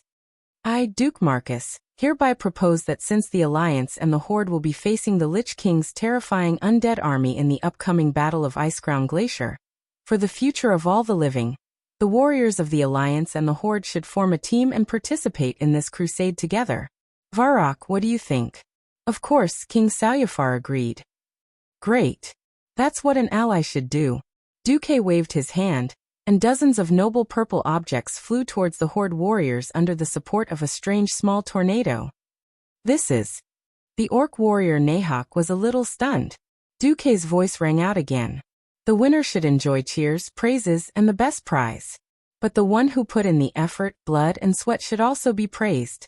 This is a slightly lower level prize. Let's take it as the prize for the runner-up. If one wanted to form a team, if half the team's equipment was more than one level lower, it would be impossible to carry them. If the loser was given the same prize as the winner, then the wine of victory would be bitter. Duque's move not only satisfied the winner's heart of glory, but also made it so that the loser would not be left with nothing. The gap was too big to form a team. Even Varrock could not help but clap his hands in praise. Beautiful. Millhouse's shrill voice rang out again. Well then, warriors of the Alliance and the Horde, please enter the arena together and face the greatest terrifying creature from no scent. Almost at the same time, a roar that seemed to have come from the primordial wilderness resounded throughout the entire arena. Roar! At the same time, the huge iron gate in the south opened, and a huge horse-like creature that had broken free from its shackles charged out. At first glance, he looked like an oversized centaur. If one looked carefully, they would find that he was more than 4 stories tall, with ash-black fur and brown skin. There were 2 huge tusks on his cheeks that looked like curved ivory tusks. That's right. He is the dangerous creature from the Arctic, the Mammoth Man, Gamok the Impaler.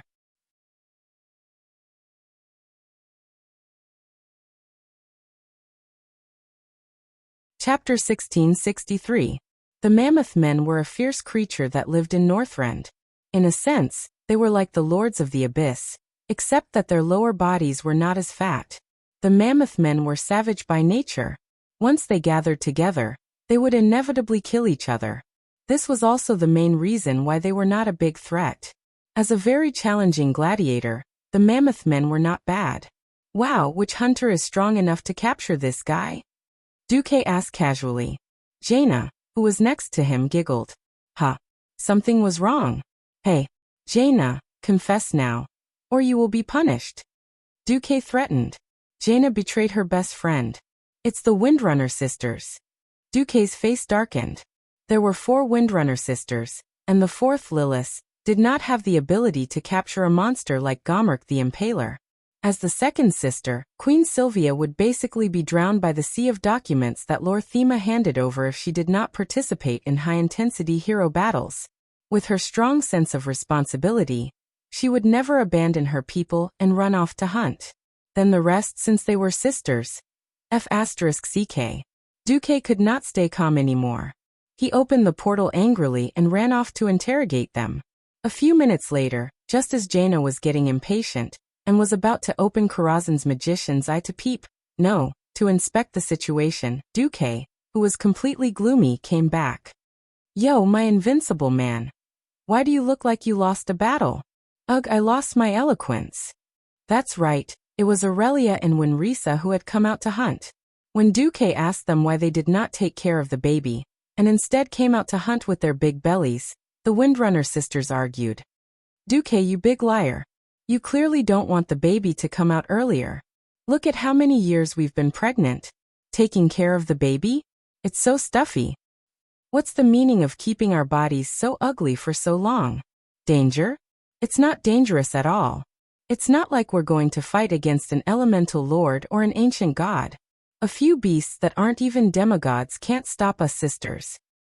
We also have Sister Lilith as our bodyguard. Let me tell you, after you defeat Arthas, hurry up and transfer your magic power over, or else you'll be waiting for 1 corpse and 2 lives. Oh, it should be 2 corpses and 4 lives. After being bombarded by the 2 sisters like a machine gun, a certain Du was defeated. Have you been discovered? Jaina teased Duque. Actually, he had discovered it long ago. It's just that they love me and don't want me to be distracted, so they didn't expose me. That's right. Duque didn't give enough mana to Aurelia and Sasha's child on purpose. This allowed him and the Windrunner sisters' children to grow up peacefully. In fact, if the magic power was abnormally abundant, the child might have already been born and could be used as soy sauce. It was precisely because there were too many uncertain fates that caused Duque to be hesitant. He completely couldn't dissuade them, so he allowed them to conceive first. Sigh, what kind of existence is a descendant to me? Duque sighed. The social environment was bad, and the birth rate was low. This was almost a sociological conclusion. Really, you were the one who encouraged birth in the Alliance. You even created a Valentine's Day back then, humph. You even wasted my expression. Faced with Jaina's ridicule, Duque was powerless to retaliate. In the arena below, the mammoth man boss Gamak, who only had one attack mode, had already been defeated. Immediately after was Photophobia and Sourthroat. These were two large worms without eyes. They had a pair of bull horns on their heads, and on both sides were neatly curved sharp horns. They were like centipedes, but centipedes had legs that could move, while Photophobia had spikes. Their backs were full of porcupines. Simply put, one was a fireworm, while the other was a poisonous worm. Their appearance caused quite a bit of chaos among the allied warriors, but it was only to the extent of creating chaos. After killing the two worms, the third giant monster, Ice Roar, appeared. This was a giant northern gorilla with a pair of curved goat horns on its head, blue skin, and white fur all over its body.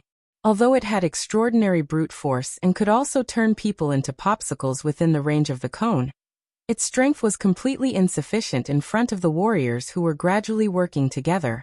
Soon Ice Roar was also killed. Victory! Let's cheer for our warriors. Milhouse stirred up the emotions of the audience very well. After all, this was a warrior group formed by the Alliance and the Horde. It was always easy to make people's blood boil when they saw a powerful creature that was larger than themselves. Thunderous cheers rang out incessantly.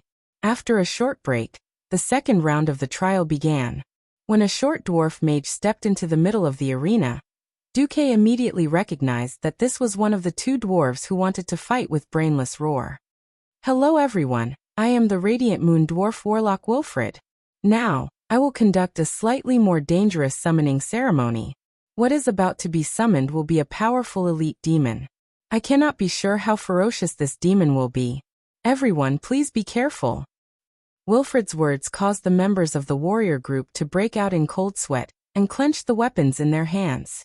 Only Duque, who was sitting on the high platform, revealed a thought-provoking expression. What's wrong? Jaina asked. Nothing, I just thought of something. In the original space and time, this next battle would be the product of an accident. Wilfred intended to summon an ordinary demon to fight against the players, but he accidentally summoned King Galaxus, the mid-tier Void Lord of the Eridar race, and was killed by his own summoned creature. At that time, the player's mission was to subdue this demon leader who had intruded. However, in this life, Duque chuckled. Duque really wanted to see, with him here, which demon lord would dare to touch the tigers, but when the three leaders of the Burning Legion were temporarily dead, Dumuk even secretly hid all of his energy waves, hiding his divine body in the void crack, leaving only a mirror image of truth that was exactly the same as his real body. Under Wilfred's spell, 6 red demonic claws appeared out of thin air. At first, they were hexagonal, and tore open a hexagonal portal that looked like a Coke bottle. It was narrow at the top and wide in the middle. The portal used for summoning was huge. The foul stench of evil energy that came from the portal could be felt from 10 miles away. However, 10 seconds passed, 1 minute passed, and not a single ghost came out.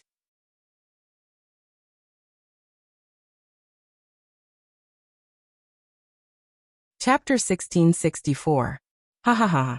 My dear master, a superior demon may be arrogant, but it depends on who he's talking to. Planet Azeroth has become a taboo topic among the Void Lords. Unless it's safe, anyone with a brain won't be stupid enough to come here. Duque felt a slight pain in his balls when he heard the seductive voice in his soul connection. A second female voice sounded from the soul link. Although the style was similar, this voice had a more imperial air.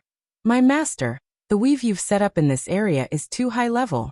Any high-ranked demon would be able to sense such a surging mana reaction. Who doesn't know that the one who killed the 3 leaders of the Burning Legion is the demigod of the weave, Duke Marcus?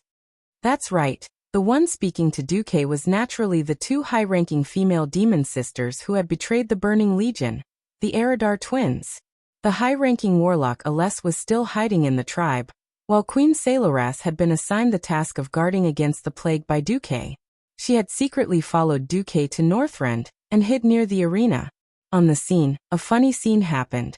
It seemed that the Burning Legion's morale would be weakened if they didn't send some cannon fodder after such a large portal. So the Legion sent a demon. It was a rather large Doombringer. It looked majestic and imposing. As soon as it appeared, it gave the allied warriors a show of strength. It directly threw a group shadow arrow. The point was that this guy was kicked here.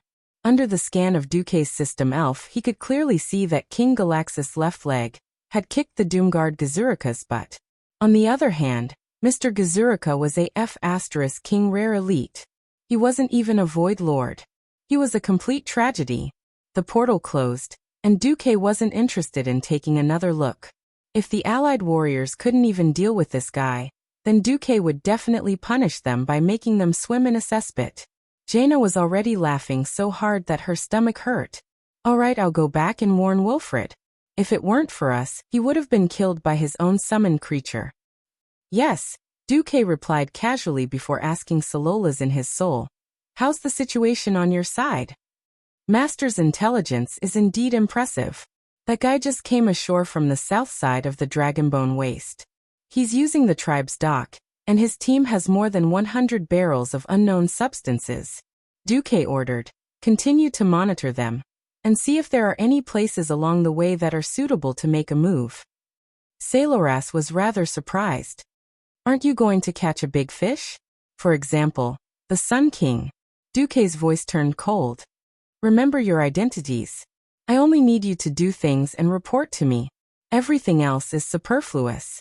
Almost at the same time, 2 waves of soul punishment traveled through the void and reached the Eridar twins. On 2 different continents, Gemini simultaneously curled up into a ball like a shrimp in pain. Master, spare me. We've overstepped our boundaries. Duque would not be nice to these demon sisters who were good at currying favor. The Gemini were not the kind of people who would open a dye shop just because he showed them some respect. They would constantly take the opportunity to test Duque's reaction and bottom line, walking the line between profit and taboo. Perhaps under the pressure of the Burning Legion, they would not really want to rebel, but they had been doing this for at least 20,000 years. This kind of habit had long been ingrained in their bones and souls. If he did not teach them a lesson, they would take over at any moment. As Duque dealt with the Eridar twins, the battle below had already ended without any suspense. This is the so-called Crusade trial? Isn't it too light? Are there no more exciting opponents? Below, the orc warrior Nahok spread his arms and let out a heroic voice. When the nearby audience heard this, they also joined in the uproar. After all, a seemingly mediocre demon would not be able to excite the audience. Wilfred was dumbfounded. He did not know that he had already walked through the gates of hell. I'm working according to Milhouse's ideas. Why are you booing me? The silly Pharaoh Milhouse also looked a little embarrassed. He ran over to Duque and asked, Lord Commander, should I get someone to summon a stronger demon? Beside him, Jaina chuckled. It would be fine if he was not here. He is the man who killed Archimonde and killed Jaden with his own hands. The demons would have to be out of their minds to send a lord over. Only then did the 2 dwarves look like they had a sudden realization. Beside them, Varrock was stunned and then immediately smiled bitterly. A hero to oneself, an enemy to the enemy. Duque could be considered to have a different kind of fierce reputation. Next wave, Duque ordered. Milhouse's voice quickly echoed in the arena. Next, the 3rd wave of the test is coming. This time it is a real test. Not only combat power, but also the ability to make decisions on the spot. This pair of strange evil spirits easily killed 3 high-level holy knights and annihilated an entire platoon of soldiers. In the end, one of the great 5 silver sages, Gavinrad, and the chief Drenii holy knight, Maralad, worked together to capture them. They represent the strange power of the Lich King. They represent the extreme of evil. Warriors of the allied army, are you ready to face the unknown challenge? It had to be said that this silly dwarf was quite provocative when it came to speeches. Of course, this was on the premise that his sharp voice could easily cause people to lose their composure. Come, The Alliance warrior, Sakajar, and the Horde warrior, Nahok, both shouted in unison. The two lightly knocked their weapons against each other, indicating that the two had long since put aside their previous enmity. At least in this trial, they were prepared to cooperate sincerely. Just as Millhouse was about to announce the start of the battle, Duque suddenly said, "Millhouse, you go down and join the battle too." Ha! Duque's order was amplified by magic. Naturally, everyone was surprised. Even the Master of Ceremonies wanted to participate. What was going on? "Sir Commander, isn't this trial meant to test the new powerhouses? I'm just a dwarf with a better tongue." With that, Millhouse even showed off his Morning Star Wizard badge. Duque did not say anything.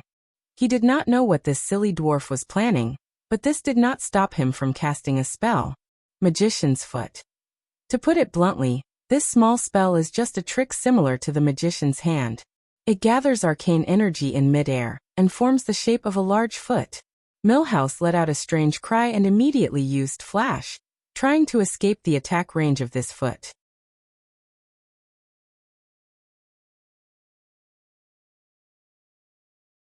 Chapter 1665. However, if he could escape, Duque would write his name backwards. The mage's foot was like a maggot in a bone, accurately kicking the dwarf's butt and sending him into the arena. Ouch! The dwarf let out an exaggerated scream, then got up from the ground, holding his waist. "My old bones. Even if you're the commander of the Alliance, you can't beat an old man like this, can you?" Millhouse was trying to gain sympathy. Duque laughed. "Pretentious. Keep pretending. I really can't see that you're deliberately suppressing your strength to avoid being given a real position in the Alliance and being trapped in the military, so that you can't take risks? Even your white beard is dyed. Get out of here, or I'll teach you a lesson." Duque exposed Millhouse's secret. No matter how thick-skinned the silly dwarf was, he could not help but blush. Avoiding military service could be a big or small matter.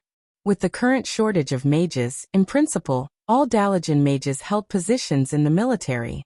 Once war broke out, they would be conscripted to the front lines according to the priority of their positions.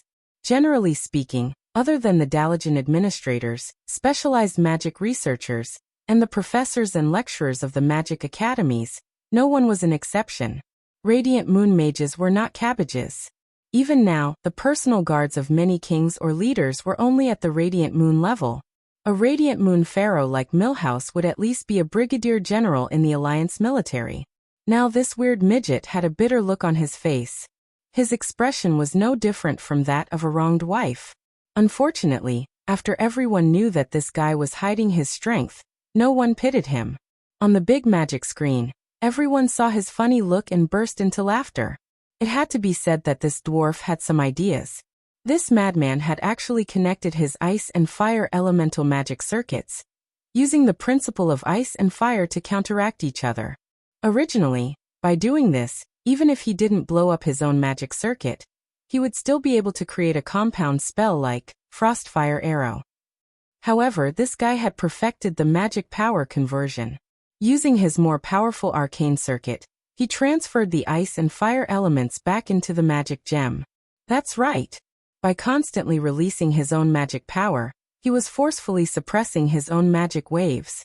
If Duze was not a transmigrator and knew that Millhouse Mana Storm was not a weakling, he would not have used his demigod elemental sense to sense the flow of magic in his body. Otherwise, he would have been fooled and thought that this dwarf was just a sky mage. The funny thing was that this guy didn't give up and continued to hide. His elemental undulations rippled out, and everyone could sense the increase in his mana. However, it was only at the peak of the Morning Star realm. Of course, as a member of this warrior team, he was definitely of an outstanding standard. Since it was an order from the Supreme Commander, no one minded. Just focus on attacking the enemy. You don't have to control the battlefield. After all, we haven't worked together before.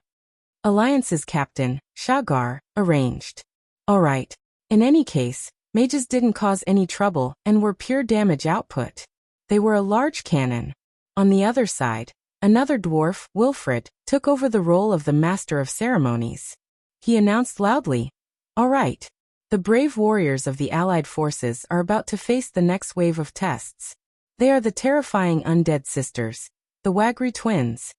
On the battlefield, one black and one white, two undead in the form of angels wearing black and white armor appeared. Milhouse had started to cause trouble. Wait, I need to make some preparations. You guys go first, I'll make some water. With that, he hid at the back of the team and began to cast water-making spells and food-making spells. He didn't care that his voice was amplified by magic and could be heard by everyone present. Shagar's eyes widened. Damn, is this a lazy person with a lot of *T and P? Or does he specialize in causing trouble? But the enemy had already appeared. As the main tank, Shagar could only ignore this crazy dwarf and rush forward to take on the black enemy, the darkness evil messenger Edith. On the other side, the orc warrior Nahok took on the light evil messenger Fiora. On the other side, Milhouse didn't care whether the battle in front of him was earth-shattering or bloody. He didn't care what the hell those strange pure white or pure black light balls were. He continued to talk to himself like a lunatic. Great, next I need some protective spells. This guy stood up and cast Ice Barrier and Magic Shield on himself. Just when the audience of more than 10,000 thought that this dwarf, who had been taken care of by Duque, was about to start fighting, he sat down again. Of course I need to replenish my mana first. You guys will see my power. Just wait a little longer. With that, he sat down to drink water to recover his mana, and eat bread to recover his health. F***ck. This works too? The audience's eyeballs almost popped out of their sockets. Only Duke could see through the system elf's elemental analyzer that this genius gnome was actually adjusting his own magic circuits at lightning speed, straightening out the previously messed up magic circuits, and reconnecting them once again. Gianna, do you see it? I see it. Gianna smiled like a flower. This clever Queen Kurtiras was probably already thinking about how to abduct Milhouse to her side.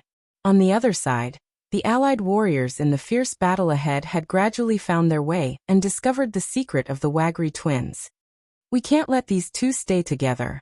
If they are of the same color, their damage to me and vice versa will be reduced. If they are of the opposite color, their damage will be increased. What kind of move is this? Damn it. They've replied. In order to fully achieve the effect of the trial, other than the two gods who had captured the Wagri twins, the information of the enemy was completely confidential to the trial takers. This was the only way to achieve the effect of the trial.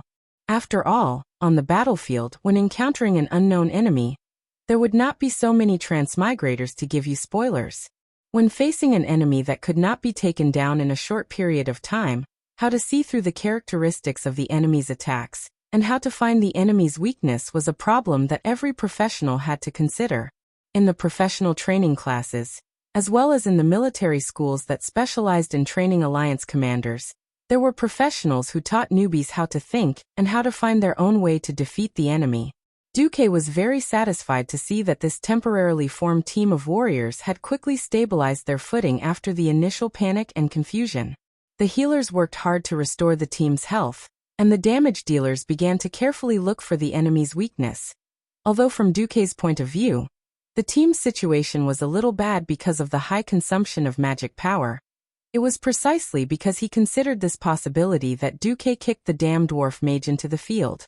As expected, the sharp dwarf voice sounded again. Okay, I'm ready. So which idiot is ready to get a good beating now?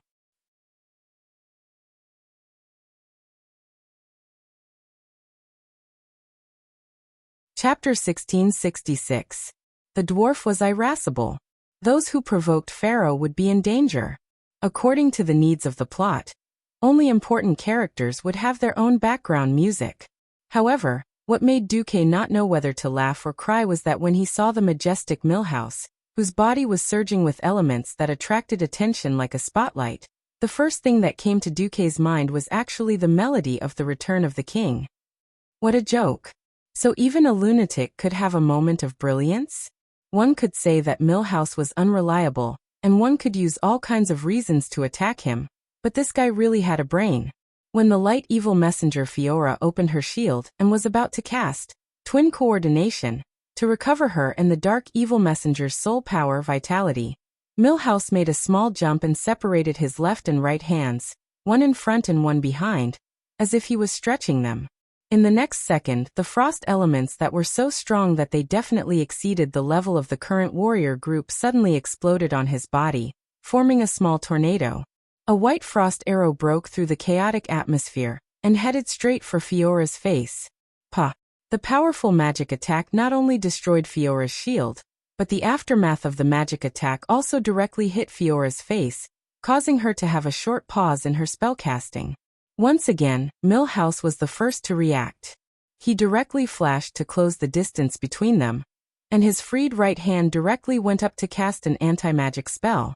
The deliberately condensed chaotic magic dispelled the twin coordination that was about to be completed. The Waglio twins' attempt to recover was directly interrupted. When people of the same color stand together, there seems to be a bonus. The healer is of the same color, and the attacker is of a different color.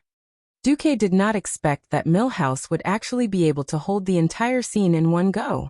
This scene really surprised Duque.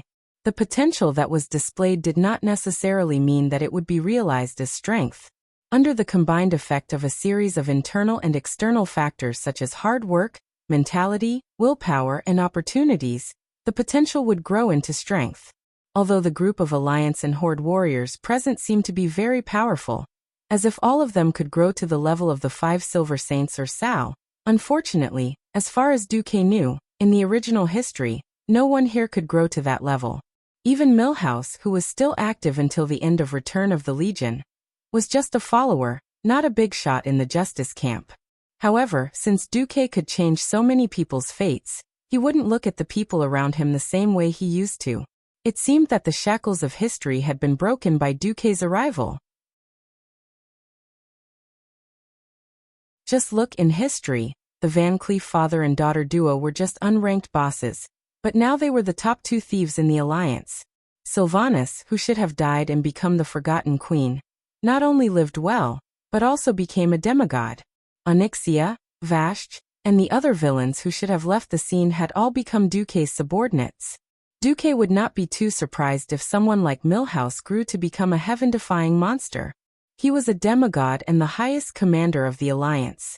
Sitting in this position, he naturally had to act like a high-ranking person. He would not participate in a trial of this level. He was like a real god, sitting above the clouds and quietly watching the efforts and struggles of mortals. Only existences at the same level of demigod or above were worthy of Duque taking action. For example, suddenly, there was an abnormal roar coming from the ground. Immediately, a violent shock spread to every corner of the arena. The ground of the arena where the Wagri twins were fighting fiercely collapsed. What the hell? What happened? Wah! Save! All the Alliance warriors, together with the Wagri twins, along with thousands of tons of large and small gravel, fell into a seemingly bottomless pit. Duque suddenly stood up and shouted angrily, "How dare you?" Of course, he knew that the final boss of the Crusader trial was the Great Beetle King, Enubalak. This former king of the Spider Kingdom, Ijunerab, had become one of the most powerful minions of the Scourge army after being killed and enslaved by Arthas. However, under normal circumstances, he would wait until the trial taker defeated the Wagri twins before taking action. Now he obviously wanted to disrupt this step. No. Perhaps it could be said that this ability to seize the opportunity to launch a fatal blow was quite admirable. However, "You little worm, do you really think that I don't exist?" Duque was furious. With just a thought, Duque's subordinate, the wind elemental envoy Thaddeus, appeared from the magic net. Thaddeus, who was wearing a full set of armor, waved his semi-illusory arm and summoned small tornadoes that enveloped every warrior. The divine emissary Alonsis Fail's illusory image also appeared. He waved his staff and opened an incomparably huge, holy word, shield, using holy light to form a barrier between the arena and the stands, preventing the flying gravel from hitting the audience. At the same time, the frost emissary Saffron's illusory image charged out of the magic net. It followed the deep black hole, and charged towards the bottom of the cave at a speed faster than a freefall. It could completely feel the anger of its master, Duque. It wanted to teach the undead bug king who dared to appear early a lesson. Just as an intense frost dragon breath was brewing in Saffron's chest, an even larger skeletal dragon claw suddenly broke through the vertical wall of the cave and grabbed Saffron's neck. Roar! Saffron struggled instinctively, but a huge skeletal dragon head that was at least twice its size leapt out of the deep black hole and bit its vitals. Saffron immediately let out a mournful cry, and then its body started to dissipate. Saffron was already dead. In essence, it was a spectral dragon, but because it had elementalized, it had gained a physical body. Ordinary physical attacks could not hurt it at all. However, at this moment, everyone in the magic net, including Duque, could feel the pain in Saffron's soul. Not only was this mysterious opponent stronger than Saffron, he had even managed to injure it on a spiritual level. The part of the magic net system that Saffron was in charge of almost went out of control, forcing the demon Emperor Vec, Lore and Khadgar, the manager of the magic net, to rush to the rescue. Who is it? This time, even Duque's expression changed. Supported by a gust of wind, Duque hovered above the huge hole and looked down. He saw a dragon head that emitted a blue glow. It had dull scales and withered dragon skin that seemed to be stuck to its bones, as well as a pair of eyes that were filled with the light of the netherworld. Duque's pupils constricted to the size of a pin. His facial muscles twitched, and his voice was bone-chilling. Amidst the chattering of his teeth, Duque finally said the opponent's name. Ma. Li. Go. Si. You're tuning in to the Li Mei's Wuxia Whispers YouTube channel. We're so grateful for your support, and don't forget to subscribe to join us on this incredible journey through captivating stories. Your generosity through donations truly makes a world of difference, as it's the primary source of revenue that allows me to expand and enhance this channel for you. Thank you from the bottom of my heart for being a part of this adventure.